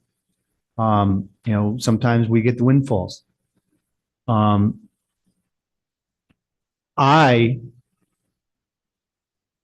this is just me talking, and there could be other people, would like to see guidance with an assumption that 60 grand is a pretty reasonable number. I think that's very dangerous. We don't even know that there's one teacher that's ready to retire. That was an if this happens. So I think your percentage doesn't change. How I get to your percentage is the thing that changes, right? So the number that you give me tonight is the number that you want the board to bring you a budget on. And how we get there will be really dependent on what that looks like, if any. I don't want to go on record and say I think that it's likely. So the simple thing would be if we said 4%, right? Just hypothetically. That would not be simple. I understand. Play along. 4%. But then you find out you have, a bunch of teachers, 4 or 5 or however, and you can better that FTE or whatever you decided inside that budget. That's your budget. Well, you have that. That's why you, on your little sheet right here, you separated that completely out, because I sat there with Gary in that meeting and it was a complete unknown about what that number was going to be. It could be 0. It could be, a couple of teachers. You guys didn't know. That's why it was separate out. But it sounds like if you did have a couple that went, or 1 or 2, you would try to better the number based on your ranking system that you have. Correct? Right. Is your board on board with that? Because you put a lot of effort into the ranking system. Are they on board with, if they have retirements that came, would that go into the ranking system that you I don't have? think there's one member of my board that would rather see money go into general building services instead of indirect services to our kids. And in doing that, obviously saving staff. So I think the board is not on board with 4%. I think you saw that. Correct. And we'll figure that out amongst ourselves. I might need an extra meeting, but I think everyone is on board with where are the pain points? Where does it hurt the most? I think everyone, I didn't ask, but when we were talking about, hey, this makes a ton of sense. Yeah, this doesn't, we can move that $40,000. That's great. The $12,000 for Chromebooks, great. Sports savings and transportation, awesome. That's easy. And so I think that if you were to ask everyone on the board to rank it, I think their ranking would look like mine. But that's what I'm getting at, is it's the 4% with those cuts, and then the extra is whatever they could get in retirements, and that's how they would put it back in and pull it back. But that's amongst themselves. Yes. So we would just present, we'd say, hey, we're good with the 4%, go with the 4%, and that's what we would present. Factoring in the retirements at figure in $60,000 is very, very, very dangerous to assume that. Yeah, but I'm not good with 4%. Right. I think that's my problem. So if the closer we can get to 4 without cutting teachers, great. That right? was And I was only saying, I'm not assuming that that's 100% going to happen. I'm saying, what do the numbers look like? If that 155,000 is not part of this reduction, And does it So is it more like 95,000 if we did it, if 60,000 Well, did you come in have it. from retirements? So there's nothing that says a 4% budget has those changes in those line items cast in stone. Correct. They're the town function that can go to any line item and move stuff around. None of the other town functions can do that. So I'm assuming good intent, but the flavor I got out of the Board of Education meeting the other night was this is what Troy and his staff put together and the Board of Education reviewed. But I don't know how much deep diving in realities the Board of Education actually got into. I would agree with that. And to go back to what Lou was talking about, and you brought up in public comment, they did not touch central office. There's certain things that they did not touch, flat out. So Gary, to your point about not deep diving into some of it, I think you're right. I think that when you look at what the municipal government budget process looks like, it's really different than ours. And I think it's by function of their structure, right? So Bob is the CEO of the town. Bob's administrating that budget. Troy is sort of handling that for us. So I agree with you. I think that we don't do what they do. What I could tell you is that I think I spend a lot of time on the budget, and I think especially by this point, I really understand it. But you don't have to do a deep dive to look at that 4% number. So if you look at my increase and you look at where the expenses are, my big number is there, right? I don't know where else I would find that without zeroing out line items. So we're dancing around the topic. But when I asked you at the meeting and you said that changes in administration Right. didn't fit the vision that the Board of Education had Yeah. for the Yeah. school system for the town, Yeah, I take exception to that as a taxpayer. For Board of sure. Finance, I'm just looking I at don't a think you're number. the only person who does. So my question about not taking a deep dive is, when you're making hard decisions about losing staff that educate our children, there should be a couple more stones turned before you end up there. And I don't think all the stones have been looked at. Okay, That's just my fair perspective. enough.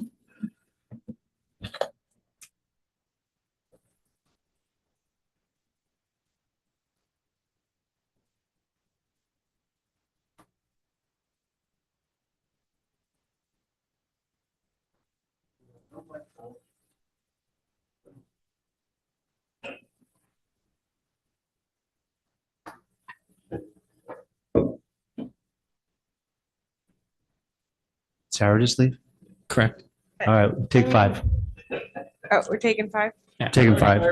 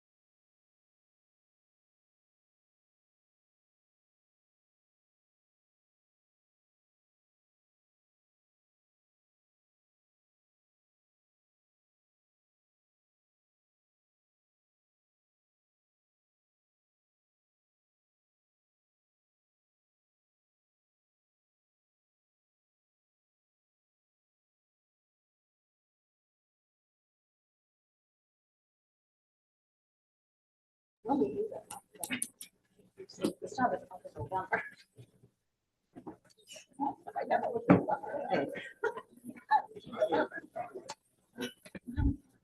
right, we're back. Thank you.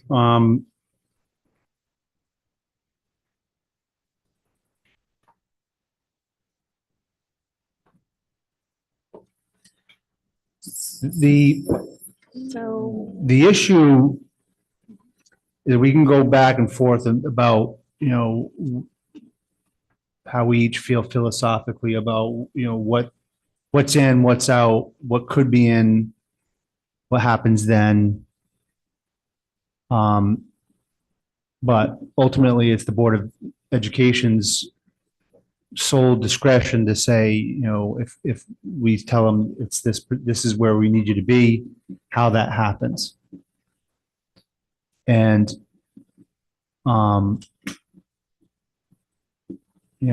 I could say I want 1 more percent in for an increase or 2%, because I don't want certain cuts to happen, but it's really not my call in the end to say that's where the cuts are going to come from anyway. So all we know, and I think as a board, we're all in agreement, is that we're in a tough situation where we have, not the greatest revenue growth. We have a lot of increased costs and utilities and everyday expenses. We have the usual suspect of contractual increases that we can't control. And we have next year and the year after that to consider, because we know this is not going away. And this year's budget affects next year's budget, particularly because with the Board of Education and the ways the statutes work. So we have to start somewhere. And I think given what we've seen and the potential, and I appreciate the work that the central office has done, I'm going to, I've said my piece. I think Gary's already kind of said where he is. Carl, I don't know if you want to weigh in at, are you comfortable at the 4% ask? Are you looking for something else? All right, so I've got to stay near the 4%, only because of everybody that talks to me behind me, as far as out on everything else. Everybody's trying to stay aboard as far as finances, keep them going. As far as what Connie said, our incomes are not coming up anymore. I'm retired too. Well, not fully retired, but I'm 67.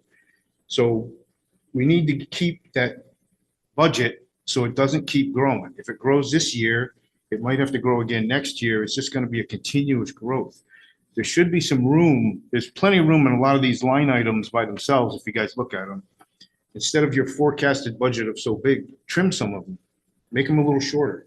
And I think you can keep that. I really don't want to see any teachers going either. It needs to come from somewhere else.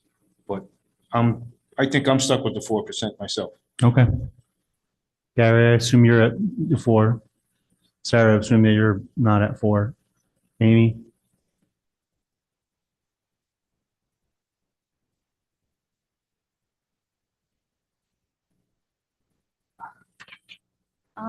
I really do not have a comment at this point because I don't feel that we have the whole scope of the revenue in the budget looking forward, so. 4%, I don't know. I'm not comfortable with the revenue of the town in general. I don't want to see us lose teachers or staff positions. I mean, revenue as far as all over revenue from all sources or a particular revenue? All sources. Like we're definitely going to have to pull from the taxpayer either way, more money. I mean, I don't know. I'm not comfortable with this either way, so. Let's as far as Yeah, we all know that, I mean, the numbers in the spreadsheet don't lie. Even at 4%, there's, you need a mill rate increase in order to balance the budget. But I see us doing that increasingly over the next couple of years if we're allowing steady increases in budgets. So on the expense side, are you looking for a lower number than 4 then? I don't know if either budget it can do that. Okay. Dan?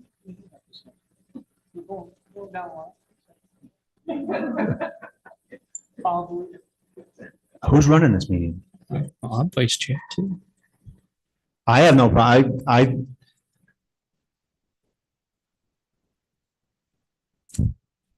I'm concerned, and I think there's room to allow a slightly higher percentage than 4, but not much more than 4.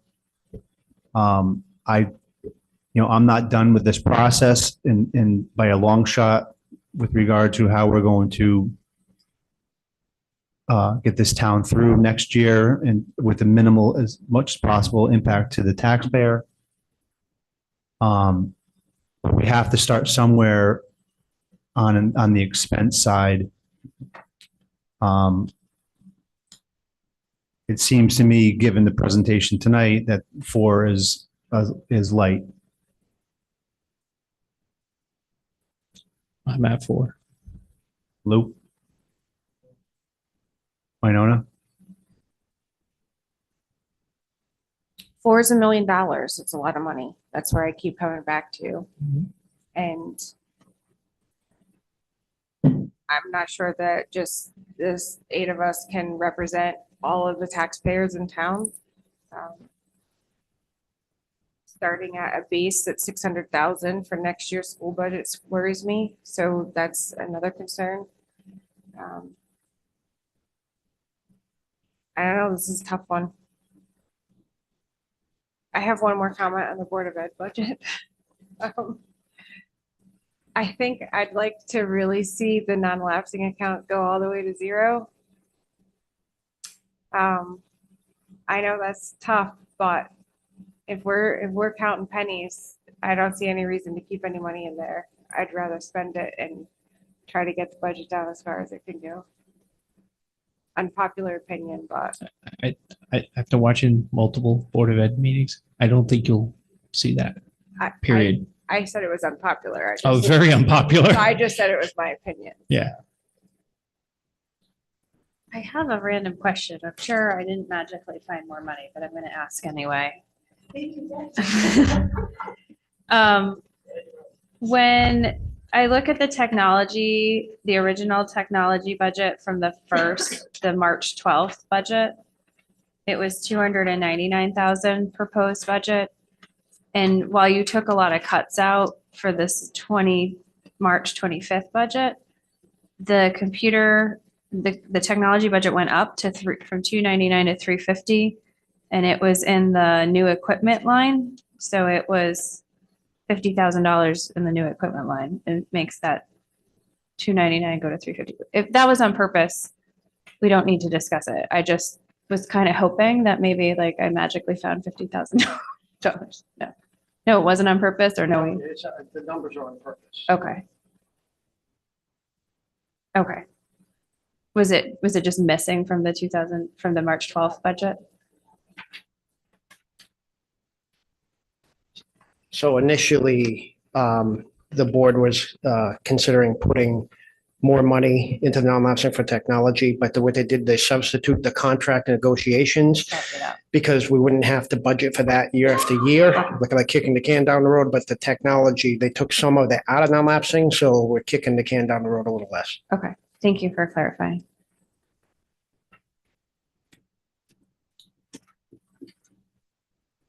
So since we straw polled, seems like everybody, so we're gonna provide guidance on, like, obviously with, depending on that one, the reductions due to early retirements and everything, obviously they can adjust their budget accordingly, depending on how many they get with those.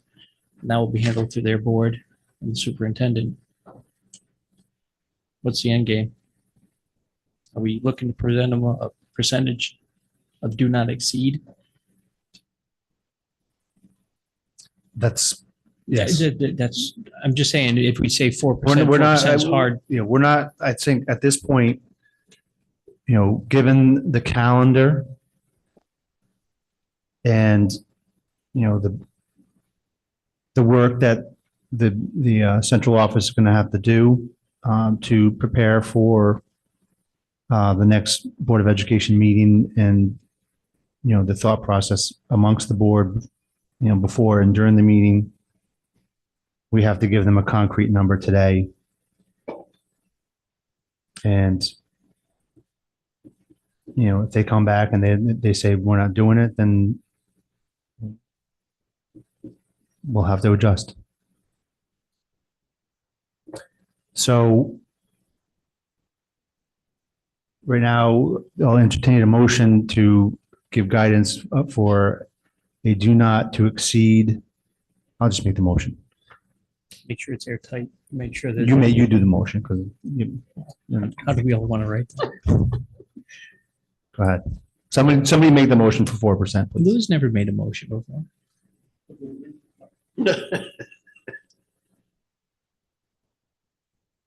Make a motion that we recommend the Board of Education that they come back with a 4% increase in their budget. But not to exceed 4%. Not to exceed 4, I'm sorry. It's not to exceed 4%. Second. Okay. All right, we have Lou motioning and we have Gary seconding.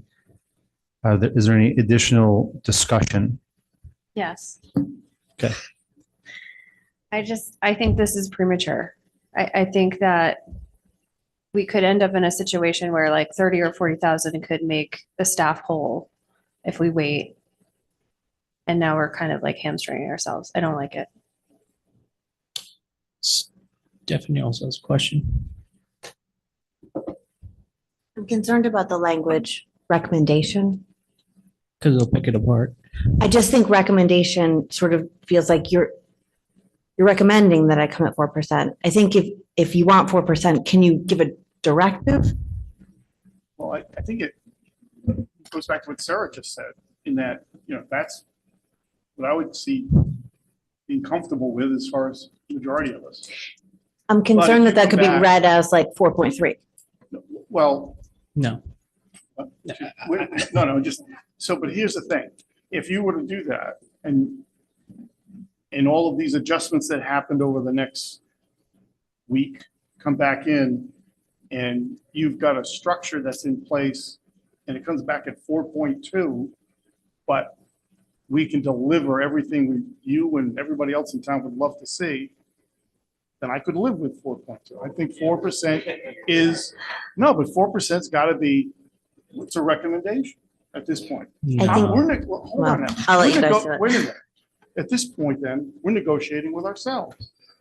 Lou, if Trying you to get sat some through that guidance. meeting the other night, you got to stitch this in black and white. I'm gonna It was not, I was appalled at some of the comments and the behaviors that were exhibited over. I will agree with Gary on this one, 100%. So what I'm sure hearing there's is- people on the phone that are appalled at some of the things we're saying. Just like, Sure. can we not like throw stones, glass houses, all that good stuff? Like, can we keep it decorum? I would prefer that. I think that's why I said recommend that we do that. So if we're being told that we've got to come back with a hard and fast, it's 4% or less or nothing, then I'll amend my motion.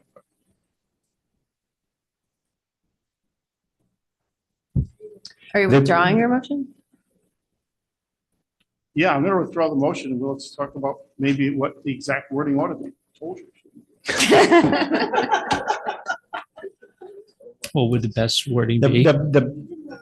as far as what we're allowed to do is, you know, we tell them that there's a number that they need to be at, and then it's up to them to decide how that is done. And I guess it's up to them to either vote it in or vote it or not vote it in. But it's a straw poll. I mean, we're, right? I already did the straw poll. Okay. Straw poll was, where's your comfort level at this point in the game? So we can move to give them absolute guidance of what they need, we're expecting their budget to be when they come back on the 9th. So what we could do is say 4%. And if they come back and say we have 3 retirements, and it's going to be this, and then we would vote to adjust it then. But they would have to say, we voted on this. This is our plan. They told us 4%, but this is what we're going to go to the Board of Finance with. They have that prerogative. They're going to have that. You guys are going to have that option. It's gonna blow your schedule. If we have to meet twice a week, So if we're being, so like, let's be pragmatic about this. If you say, I want 4%, Mhm. but if you can get close because of the stuff you're getting, I want to entertain close, then you're not telling me 4%. You're giving me something different. I think if you do that and then we do some figuring over here and then we're trying to get something and then I bring it back to you and you say, yeah, close, but I want a little more. Now I'm going back over here. I think we are, that date of the 9th that you're looking to move this to a town meeting for the 21st. you guys can't meet twice a week. We can, but you'd have to too, because I'd have We to already do keep that. bringing it back. So we don't, and the other piece that I feel like I have to say, because I don't think this is fair. I don't want this to appear to any teacher who may have looked at this early retirement plan and say, if I don't retire, I'm not sure I'm ready, but if I don't retire, my friend's going to lose her job. I don't want these things to be sort of equal. I want you to give us a number, and maybe now I'm betting against myself.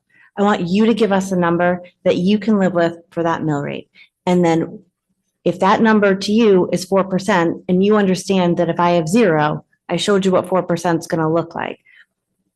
If you understand that it's 4% and I can fix that, if there's a way for me to fix it, that I will. But I don't think this idea of like, if it's 4.2 and you can make that work, then that's the number I'm going to work with. But I think the back and forth will be really tricky. And I think it's going to, we're going to get in the weeds on it. I guess maybe then, should we stay with a straw poll? Because they came back with they came back.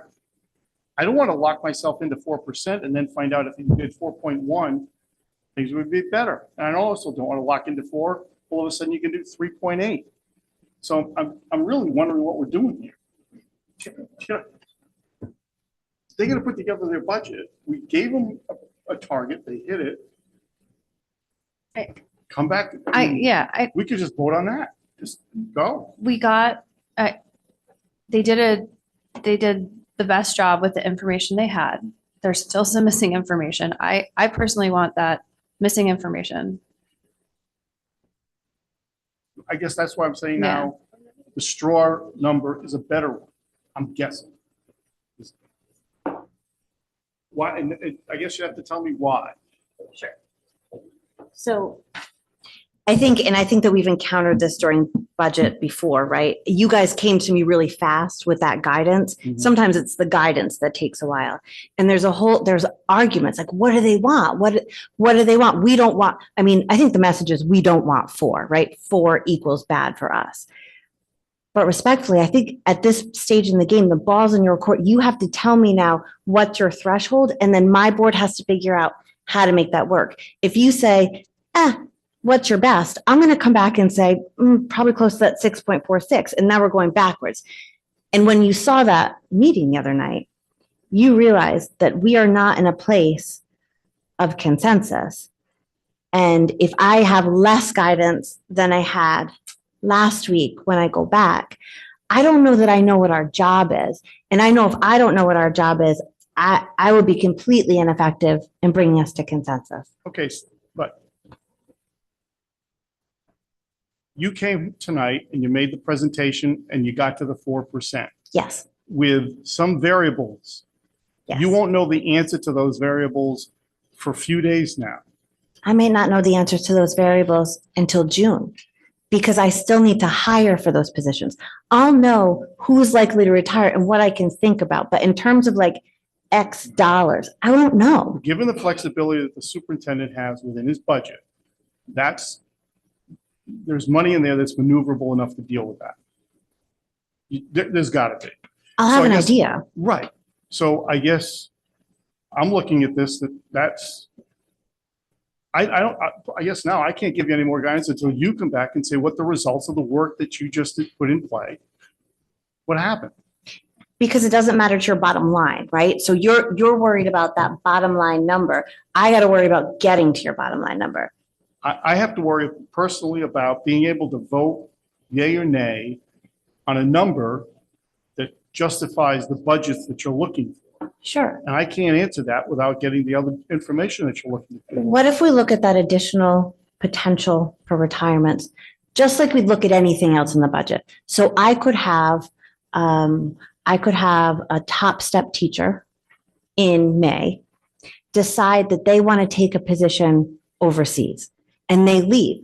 And now my budget looks different and I have to fix it. So I think Kristen was saying, it's a moving target. It evolves all the time. And so I'm bringing you what I think, and I get that there's such frustration and unknown for you. And you're like, you don't want to be locked in. I get that. I get it. But I don't think that I can't give you like a static, like this is what it will be. But you will have some information based on this early retirement. I will. You have that. So how the whole process works is we would give them guidance, right? And then Right. they would come back and then we'd be like, all right, we're good. Then it would go to a town meeting. I know the At process. that time, we can adjust the budget for Right. both of them based on that. So it's not like we're locked in right then and there. But they're asking us to lock in a percentage right now. Yeah. Yeah, and I don't feel like we've done that in the past. I feel like we've given guidance, right? And then they've come back. So I remember one year the guidance was 1.7 because that was inflation and they came back at like 2.4 or whatever it was. You were the one who, you're shaking your head, but you were the one who, I'm shaking, Yeah. you gave guidance at the last meeting. It You was- come back on 4 and see what it looks like. Yeah. You don't usually send out more. right, guidance to that's, say, hey, yeah. Let's look what it looks like after these, because with the budget process, and by May, we have to have our town meeting. This could drag on unless there's hard guidance for you to say, look at that. So if you came back to them and said, 4% or 4.4% is where I want you to be, cut the stuff, and you didn't like it, you said, no, we want to add this back in. You could do that and they can send that in, and that's the budget you're going forward with. But that's not what Stephanie's saying. Stephanie's saying, I want a hard number because I don't want to have to like have this fight with my board. No, right? that's not what I mean. I mean, You've asked for a very specific number. I You're not think we comfortable. need- You saw the straw poll. Yeah. The straw poll was three people were hard on 4. So even if Lou, Mike, and myself agree, nothing passes, right? Right. We're split in the middle. So you know where the line is. What all Lou and I are saying is it could be 4, it could be 4.2. Like I've seen our board meetings go that way. That like, I don't know what. I guess if it could be 4, or it could be 4.2, then give me 4.2 and I'll Yeah, give you but 4.2. There's not, like, last time we went through this with Troy, which I don't feel like was last year. Last was year felt 2 much years ago. easier. 2 years Mhm. ago, we had like specific information, right? It was like, okay, we hear you, Troy. The hill you want to die on is the social worker. Let's put that back in, right? And that's Like, what I thought we were doing but we're- tonight. But we don't have it because you have this unknown, then information doesn't come until April 1st. And so it doesn't give us the comfort level where we could say, yes, I give you the guidance of 4.3 or whatever, because I want to make that gap in the 155 because we don't want Right. teachers to be cut. That's where we're struggling. I get it. And I get that this is where that hard thing happens where we're going to have to make that decision about where that fix happens. And so it could continue to move. What if in that retirement, there's a complete restructuring because of what happens, because we don't know what that would be, and things look totally different. So that's going to be stuff that we're going to have to work on. And if we continue to, I don't know, like I said, what if someone just doesn't retire but takes a job somewhere else? We'll have to continue to adjust for that, as we always do. And I feel badly that my retirement plan has sort of complicated things. It just is something that we're going to factor in when we have to make these decisions. And I think you have given us guidance in the past. It just has been like a little earlier. And now at this point you say, okay, this is what we could tolerate. We've heard your impact. If you're at this, this is the impact. And if you're at this is the impact. And this is what the mill rate can tolerate and what you guys are comfortable with. So that stuff you did with Troy happened a little earlier. And tonight was Troy's presentation when he said, look, I can't give you 4% and or whatever that number was, and still have a social worker, and I need a social worker. And then you guys said, all right, we hear you, put the social worker in, and then the board approved that budget, and that's the budget that came to you. If you're saying it could be 4.2, what is the impetus for my board to come back with 4? Because that's the money you need to run the school system. I need Yeah. 6.46. No, you don't, because you showed today you didn't. Now, we're looking to give guidance. What if this meeting that you set for April 1st, you had done last night? We wouldn't have this conversation. So it's not a No. meeting, it's that we signed, The we, results, I'm sorry, the results. well, so we had to give the teachers union, because it's a negotiation, right, because it's a contract. No, requested- You're missing my point. You're missing my, I said. They requested a rhetorical. weekend. Just rhetorical, it was just, Okay, then we'd be in a position with more information and we could move forward.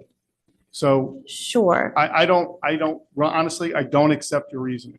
It's So- okay. We could disagree. I'm telling you how we'll get there. And I want to make it clear that we can do 4% for you. I could do 2% for you. We could do flat for you, but we're not running the school. No, we could, right? Because we're going to do what you say. When I brought you 6.46, I was bringing you a budget that showed no impact to services or staff. 0. We didn't add anything and we didn't take anything away. As I start to come down, that's why I showed you in those groups. Low impact, I can get rid of this stuff. Moderate impact, I'll get rid of this stuff. But remember, we're taking it away. We could do that. I'm not ever going to say to you, Lou. I mean, I don't know. There must be a number where I say I don't have enough people to open the building, but I think I want to make sure that you don't think that I'm bringing you fake numbers, because I really don't think that I am. Steph, I have a question. Sure. Have you, in the past week or two, revisited the tuition revenue? We are in contracts with those towns on that chart that we voted on 3 years ago. So that tuition will remain the same until we revote next year on what the next year's will look like. So when was that contract put in place? It was at the end of the first year.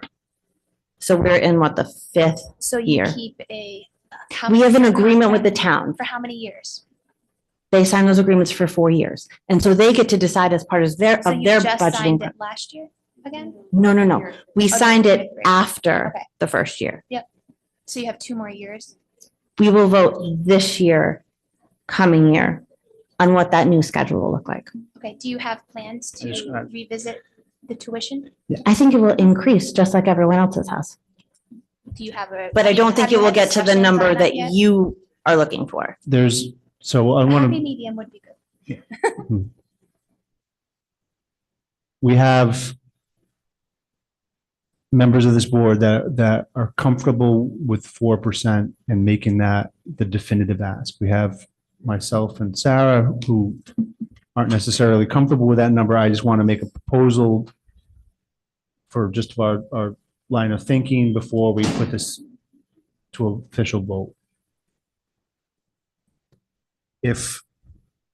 Did Lou rescind his? Yes, he did. He did. Okay, so there's no motion on. There's no motion pending. Let me ask a quick question of Stephanie or Troy. If we tell you 4%, you come back with 4%, and you end up with some retirees, you guys, we don't have a decision. You guys get to change that amounts around in this piece of paper. So whatever we give you for a number, you stick to it. And if you guys can find other revenues and other stuff around to cover that, we're good. Right, your number My, Right. my, So whenever you're ready, I'm ready for a, Well, I'm Yeah. not ready for a motion yet because I want to propose something else. can I just respond to Carl? I just want to, and because Dan made a couple of comments about it before. I just want to be careful. Like, my hesitation is, I don't know how much we need to, because we don't know what we don't know. I don't know what we need to potentially close the gap. And I get that 1.7 is maybe like 5 people or whatever, but that is a huge impact too, right? I know I was speaking with somebody who's retired now recently, and I don't remember when the cuts were that she said, but it's quite a while ago.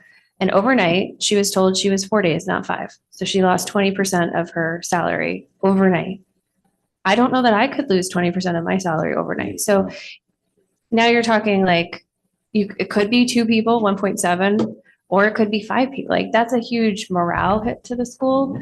And what I am worried about is if we had enough information and we could help close that gap, like, I don't want to be tied into a number that prevents us from closing that gap. Or at least I the was under- option of closing that I gap. thought we were under the understanding that they could come back with definite numbers that they cannot make it at 4%. And then we could reconsider. But right now, she can't do anything until somebody gives her a point. Well, to start I with. think that's her preference. We have had these things before. We've had meetings where we've said, we've had the Troy one where we Yeah. gave definite information, but it was on very clear information. And we've had other scenarios where we've given guidance and they've come back higher and we said, okay. Like, I just don't know that I understand the situation.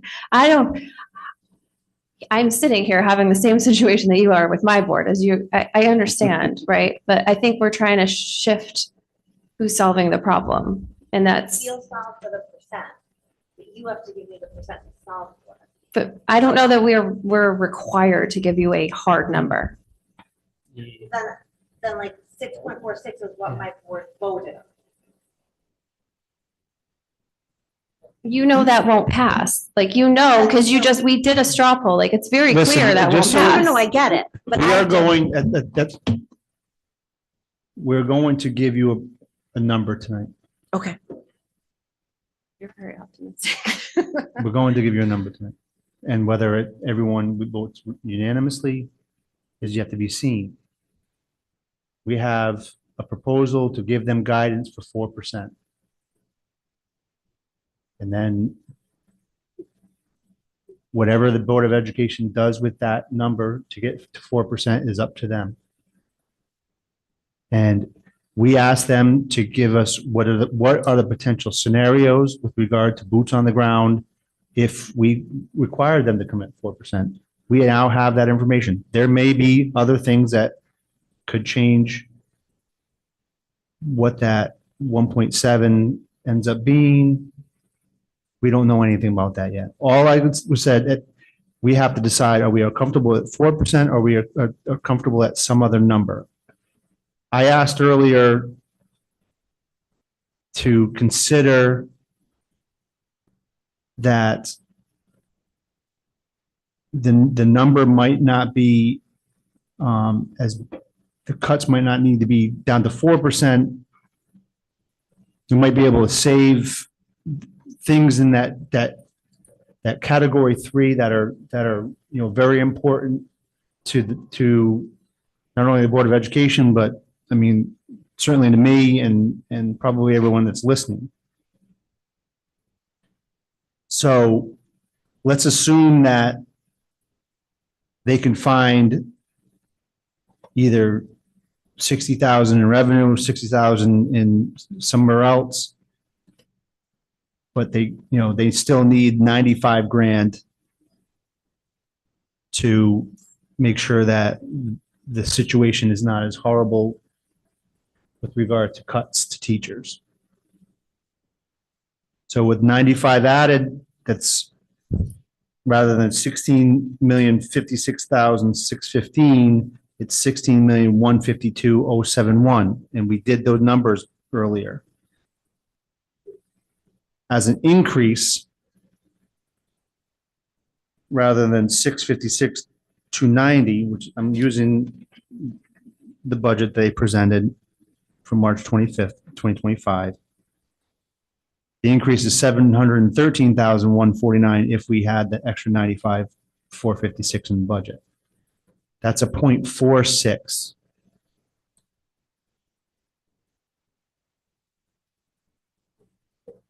No, it's a 0.46 increase.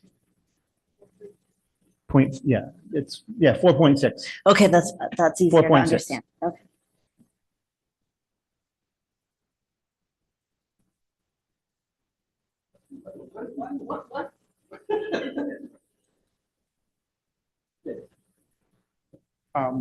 But they didn't put that back in. I'm not prepared to do that. You know, if they need a number, then I guess I'm prepared, I'll make a motion that we.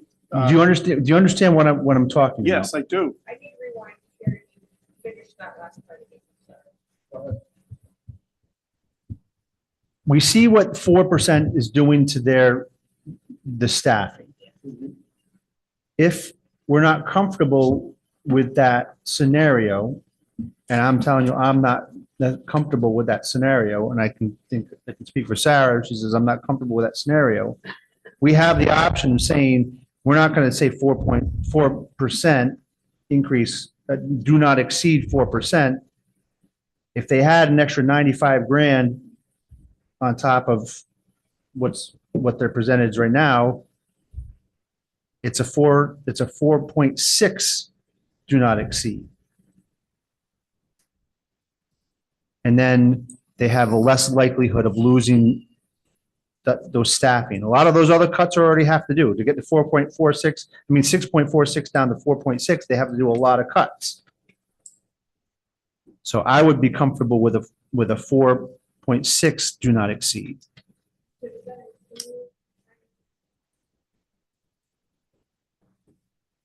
Does that include retirees or not? There's an assumption that they're going to have to come up with 60 grand somewhere else. Okay, they have to find $60,000. Yes, And we're adding 95. and adding 95. Find 60, add 95. Okay, thank you. That was part of it.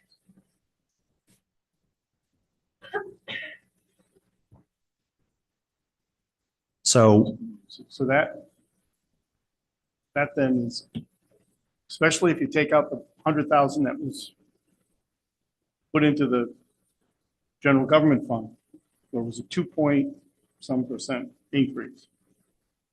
Now we're over double that in the school system.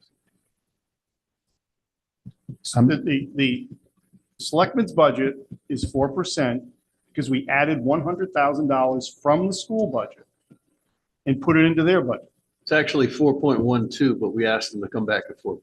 Right. Thank you. But it was I don't have the number in front of me, 2.2%. Correct. It almost doubled it. So now the school is double what the general services fund is proposing. So I'm saying this, rather than, we're talking 4%, I'm just giving you another scenario where, if we want to give, solid guidance and not see a certain thing happen, which we were presented with tonight, another number is 4.6 not to exceed. but that's their decision to make, not ours, Correct. How they get to that 4.6 is up to them, or 4. or 4.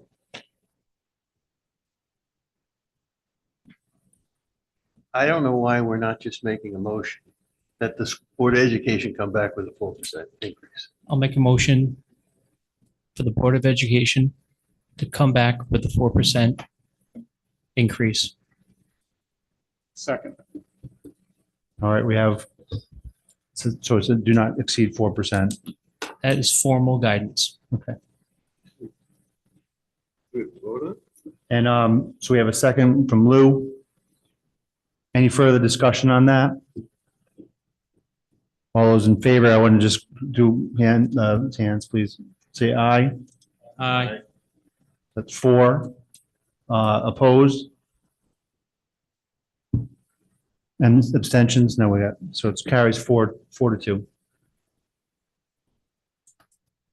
While I hate your 4, I do appreciate you getting somewhere solid so that we could start doing that work. So if I ask this question, which I think Sarah was sort of alluding to earlier, if I'm starting with 4 and I see some stuff happening in terms of retirement and I'm close, can I come back and say, I think I can save this for 4.1? Do you want to know that, or do you just not want to know it? No. If you're at 4, then we'll show you 4. But I heard some people say, but if you're close, show it to us. Yeah, but Here's what this, wait, we wait, want. wait, no. We said that, and you said I need a solid number if I'm going to bring you a solid number. So we gave you a solid Gary, number. I would Gary, suggest we roll. I'm gonna back Sorry. you up. We need a 4% budget. If you have other proposals that are in that range and there's gonna be a hearing after we push the budgets to a public hearing, that you are going to be able to talk about other things that, we could possibly do this, that, and then the public can tell us, we think you should change your minds to give them that 4.1, but you gotta come in at 4%. Yeah, I'll show you 4. I mean, you saw it. Yes. 4%. So at 9:34 and actually 9:33, that vote was taken, and that's the formal guidance that we were given them.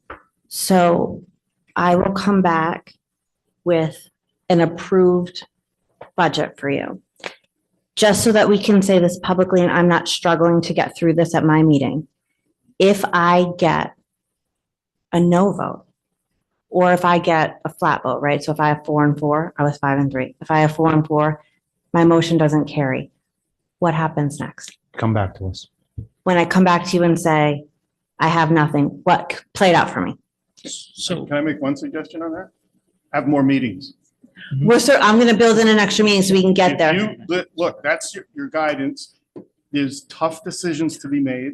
Oh, I'm with you. And You're I saying You're understand. gonna run the school system. Make it happen. So I don't influence other board members about what they could do, right? Everybody has a vote. I have 1 vote. I understand and I respect that you're giving me guidance and this is how the process works. I come back to you with that budget. I figure it out. The town makes a decision. My concern is play it out for me if I don't have an approved budget. So what happens is if, days keep on ticking away and everything, and Bob's, we'll go to a town hearing and we'll keep going. If you guys can't come to a resolution, you operate based on your last year's budget that was approved. That's my understanding as well. I just wanted to make sure that that was your understanding so that when we're having that conversation in my meeting, that we can really talk about that because that's coming from you all, not just from me. Per statute, we have to go to a town meeting and we got to, comes back from a town meeting and then we send it to you guys and you guys set the town meeting and then it goes out to referendum. You guys have to approve your budget. We can't do it for you. That's how it works. Right. So. And you have to go to town meeting by what day?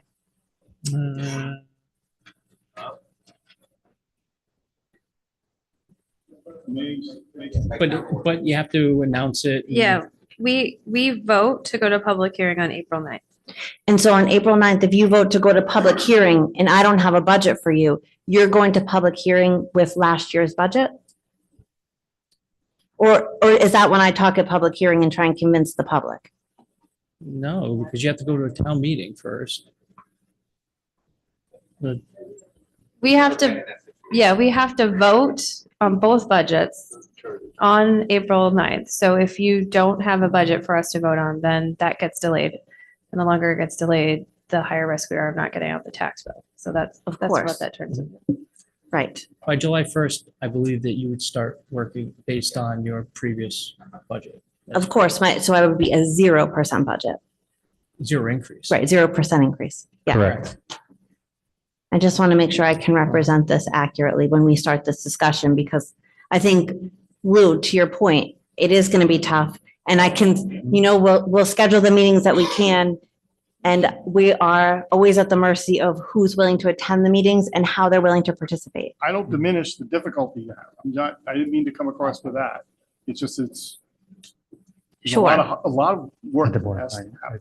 A lot. The difficulty, I think, is that we are in a board setting rather than like an office setting, right? And I say, we're gonna sit in this room until we come up with this and we're not leaving. That's not what we operate on as a board. So I have one vote and everybody else has the same vote. So hopefully we are gonna bring you something. We're gonna bring you 4%. I am hopeful that we will see something that will make 4% look better than it does today. And if I'm close, then I will speak about that at the hearing and have people convince you that you should give me something else. All right? That's, That's yes, that's, Thank you. yes, Nicole. Who are you? Where do you live?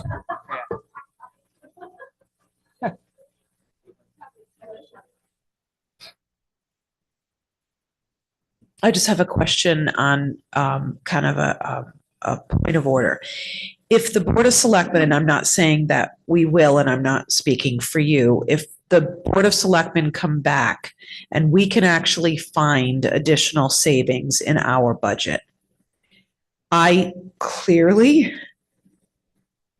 after almost 3 hours, finally heard you say 4%, right?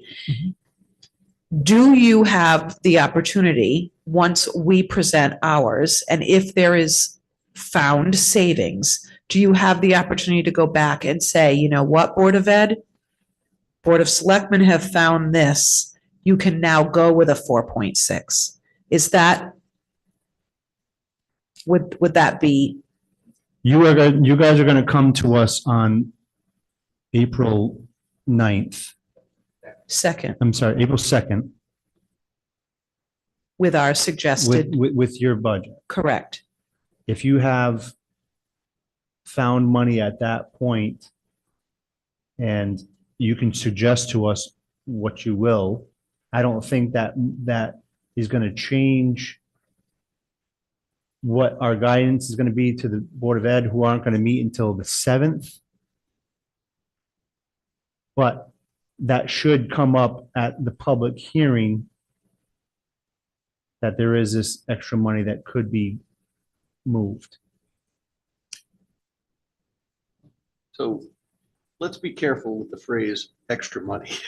I mean, this is a 4% increase. It's $1 million. I mean, I'm answering, Gary, I'm answering a question. I know, I just don't like the term extra money. If you're finding money that you have. I money said that savings you- or, yes. I said. I'm not suggesting, Gary, that there's hidden money No, no, no, somewhere no, that no, we're no, not no, being no, on no. the up I and don't up wanna- about. I don't want anyone to think that when we have a 4% increase, there's extra money. Yeah, so there is such a thing called inflation. And everybody is trying to work within that inflation. So to say, I understand $1 million in anyone's mind is a lot of money, but it is, the cost of living right now is very expensive. So these are not frivolous dollars that either one of us have put forward. I just wanted a point of order. I just wanted to understand that if we come back with potentially less than a 4% budget increase for the Board of Selectmen, I just wanted to understand how, if at all, that may change the direction for the Board of Ed. So, The- oh, go ahead. You guys are going to come to us on the 2nd. We will not have the opportunity, there's not going to be an agenda item to revisit the Board of Education guidance at that point. We will be listening to your budget and then basically saying we are accepting that. We're going to move that to public hearing at our next meeting.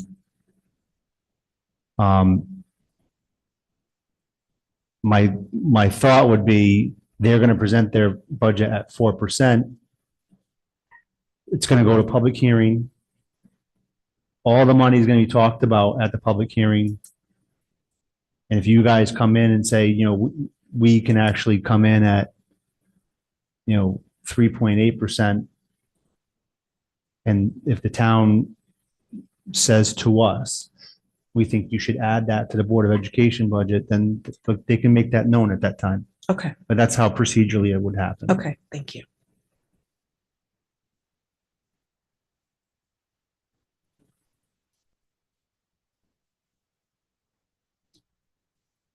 What time is it? 9:43?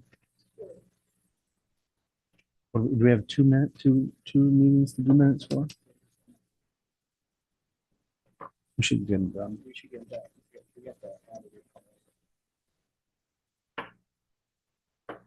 All right, the guidance has been given. We're gonna move on to agenda item number 5, review of minutes.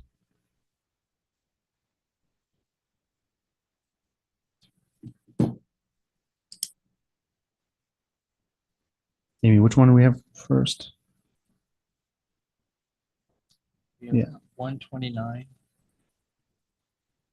I reviewed them. Make a motion to approve meeting minutes from 1/29/25 and 3/19/25 as written. Second. Lou seconds. Any discussion? I'm reading them now, the second one now.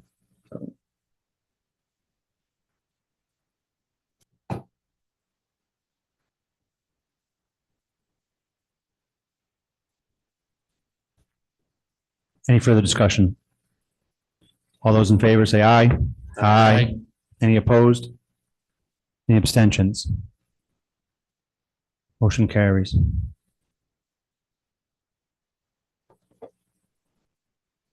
Any additional ones? It's a-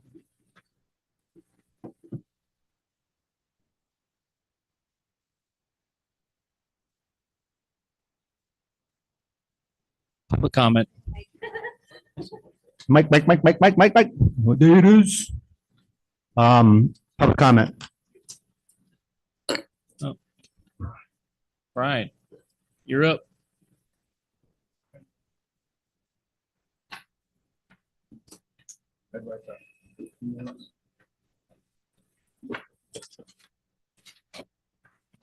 All right, I'll be short. I know it was a long meeting. Anyways, I know I heard about a person being on fixed income. Well, here he is. I'm a taxpayer on it, fixed income. My income each year is based on what the government says they're going to give me, and they gave me 2.5%. When I hear of anything above that, it really puts a red flag up at me. My increases that I get are the same as everybody else's. Food. Everybody's talking about their electric bill. We got, let's see, it was the electric, the cars, when you pay your registration, you got $35 extra tax on it. Now the state is, hopefully the Board of Selectmen they'll figure that out, but we might have a increase in that. When I get my 2.5, I said, okay, how am I going to make this work? Well, it works at first. And then I start going to meetings and I hear, oh boy, you know, the 6.47%. Then it was a long discussion about 4% increase. To me, the 4% increase, I thought that was settled last time. But now I guess it is settled, but you're saying, well, if they come back with 4.1, might look at it. No. 4% or lower. That's the way it should be looked at. I'd say 2.5, but since I know that's, not going to happen, let's go to 3.5. But you already said it at 4. I have to make adjustments by budget. I don't know if I'm going to be able to buy any more chickens this year or peafowl or anything. Much less, never. I don't want to buy them because of the feed. Of course, that's went up. I consider that food. I know I wrote 2 letters, one to the Board of Selectmen, and I wrote one to the Board of Education. And I had it sent to you people. And I know I kept hearing that you can't tell them where to cut, no more than I can tell them where to cut. But I certainly can make my suggestions. And I still want you to look at them again. When I see in here, people getting raises that are way above 2.5%, plus benefits. You know, I pay for my own insurance, and that keeps going up. So when I hear people get up and say something about a person on fixed income, we got quite a few of them in North Stonington. And I've paid taxes for a lot of years. And I have a mortgage. And my mortgage, my taxes equal half of what my mortgage is in a year. That's pretty damn expensive for what I'm getting as far as I'm concerned. Because I feel I'm pretty self-sufficient. I do not have any kids in the school. You know, I want the money to stay in North Stonington. So maybe we've got to change some policies in the school. Maybe the teachers got to live in North Stonington so they can see what kind of taxes we pay. So they can feel the full effect of what's going on in North Stonington. I don't plan on moving unless I'm forced out. And it's getting close. I don't want to have to go back to work. I figured it out the other day. How many years did I actually work? Because I worked 2 jobs all my freaking life. And I worked over 60 damn years. And I'm not going to give up what I got now. Not whatever to fight. So I'll be back. I don't want to hear 4.1%. I want to see 4% or lower. So anyways, thank you. Thank you, Brian. Anyone else in the audience? Ma'am?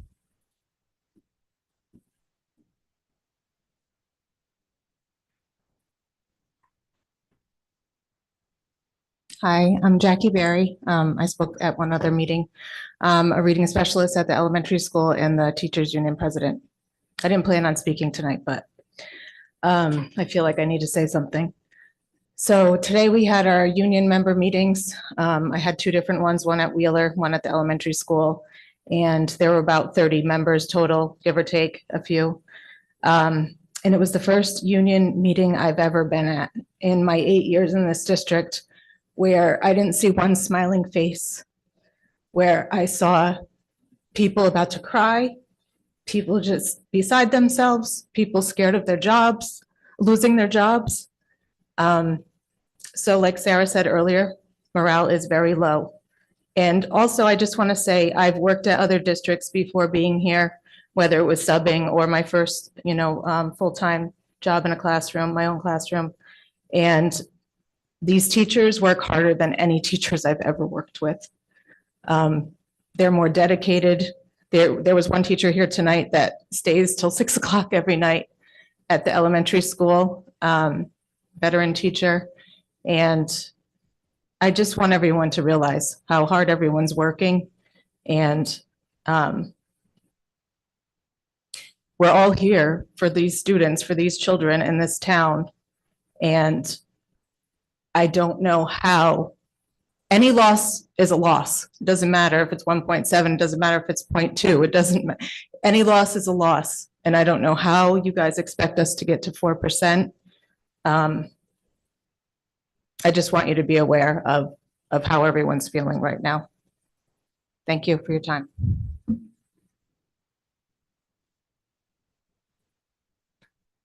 Thank you. I think everyone needs that perspective, and I'm glad you chose to speak up. It's important to hear all sides of the issue. And Jonna? Hi, Jonna Chokas, 6 Rocky Hollow. And as much as I appreciate the teachers and the work they do, I think it falls on the administration because Your budget is not sustainable for a small town. And you can't bring on new folks. And I completely agree with Brian, what he's saying. And I think to avoid all of this, I would love to see that when Daryl comes in and gives us what we have to spend as a town, that's what the budget is. So there's no guesswork by either the Board of Selectmen or the school. It should be what the town is bringing in is what we can spend. Thank you. Thank you, Jonna. Good points as well. Anyone else in the room? Lisa? Lisa Mazzella, 247 Casata Hill. I actually think it should be 5.01. I feel I'm very concerned with the idea of sending a budget to a public hearing that has teacher cuts in it. I would rather send it to 5.01, which would reduce the low impact and the medium impact, and let the town decide that if they want to reduce the high impact. 6.46 is what we needed to run the school with everything that we have today. And I understand that it's a big number. I appreciate it's a big number. I know times, can be hard for a lot of people. Throughout the 32 years I've lived here, there were certain times in my life where I struggled and I worked more than one job, or I picked up more hours or another shift. And but it was important to me for my kids to be in this school. And so we raised our family here through the struggles and through the good times, So, and now my grandkids are going to this school, and I have a son who's going to move to this town because he wants his children to experience what he experienced in our school. And our schools are so great because they're funded, they're supported, and they're funded. And it is really difficult when we have a year with these teachers' negotiations where the fixed cost is actually 6.1%. And we brought it down to 4. We showed you what the 4% was, which is really the 6.46% that we were asking for. If you minus that from the fixed cost, is a small number. So to come down to 4%, there must be cuts. There has to be cuts. And I think we showed you the impact here and the discussions that we had on the Board of Ed the other night. It was really difficult to vote to move this forward to you because I don't think any of us liked the 4%. None of us did. But those of us that voted to move it here is because you asked to see the impact. And so we don't like this, but this is the impact. So that's what it is. I don't know how to get to 4% without cutting teachers. And so here's what I'm thinking. With the teachers' retirement incentive, which could potentially be 2 teachers, could potentially be $60,000. So if we went with the 5.01% and any realized efficiencies that we found, or the $60,000, would be backed up into that and reduce the ask. But at the same time, no, we're not going to lose teachers if we just put that 5.01 and just trust that we can possibly find some efficiencies and any retirement, because we're not going to know next week. Like Stephanie said, if two teachers decided that they were going to retire, it's still a thing. You still got to hire, and that's a couple months out. We just wouldn't know that for sure, but we would know that there would be some savings if someone took the retirement, if we can find other efficiencies and just back it up in there to reduce the ask. But I wonder if we could do 5.01, but still work on reducing the ask, but know that we're going to be at that level. So we're not reducing teachers. I'm just very concerned about bringing this to the people with any reductions in teachers or programs. So. Thank you, Lisa. Anyone else in the room? How about online?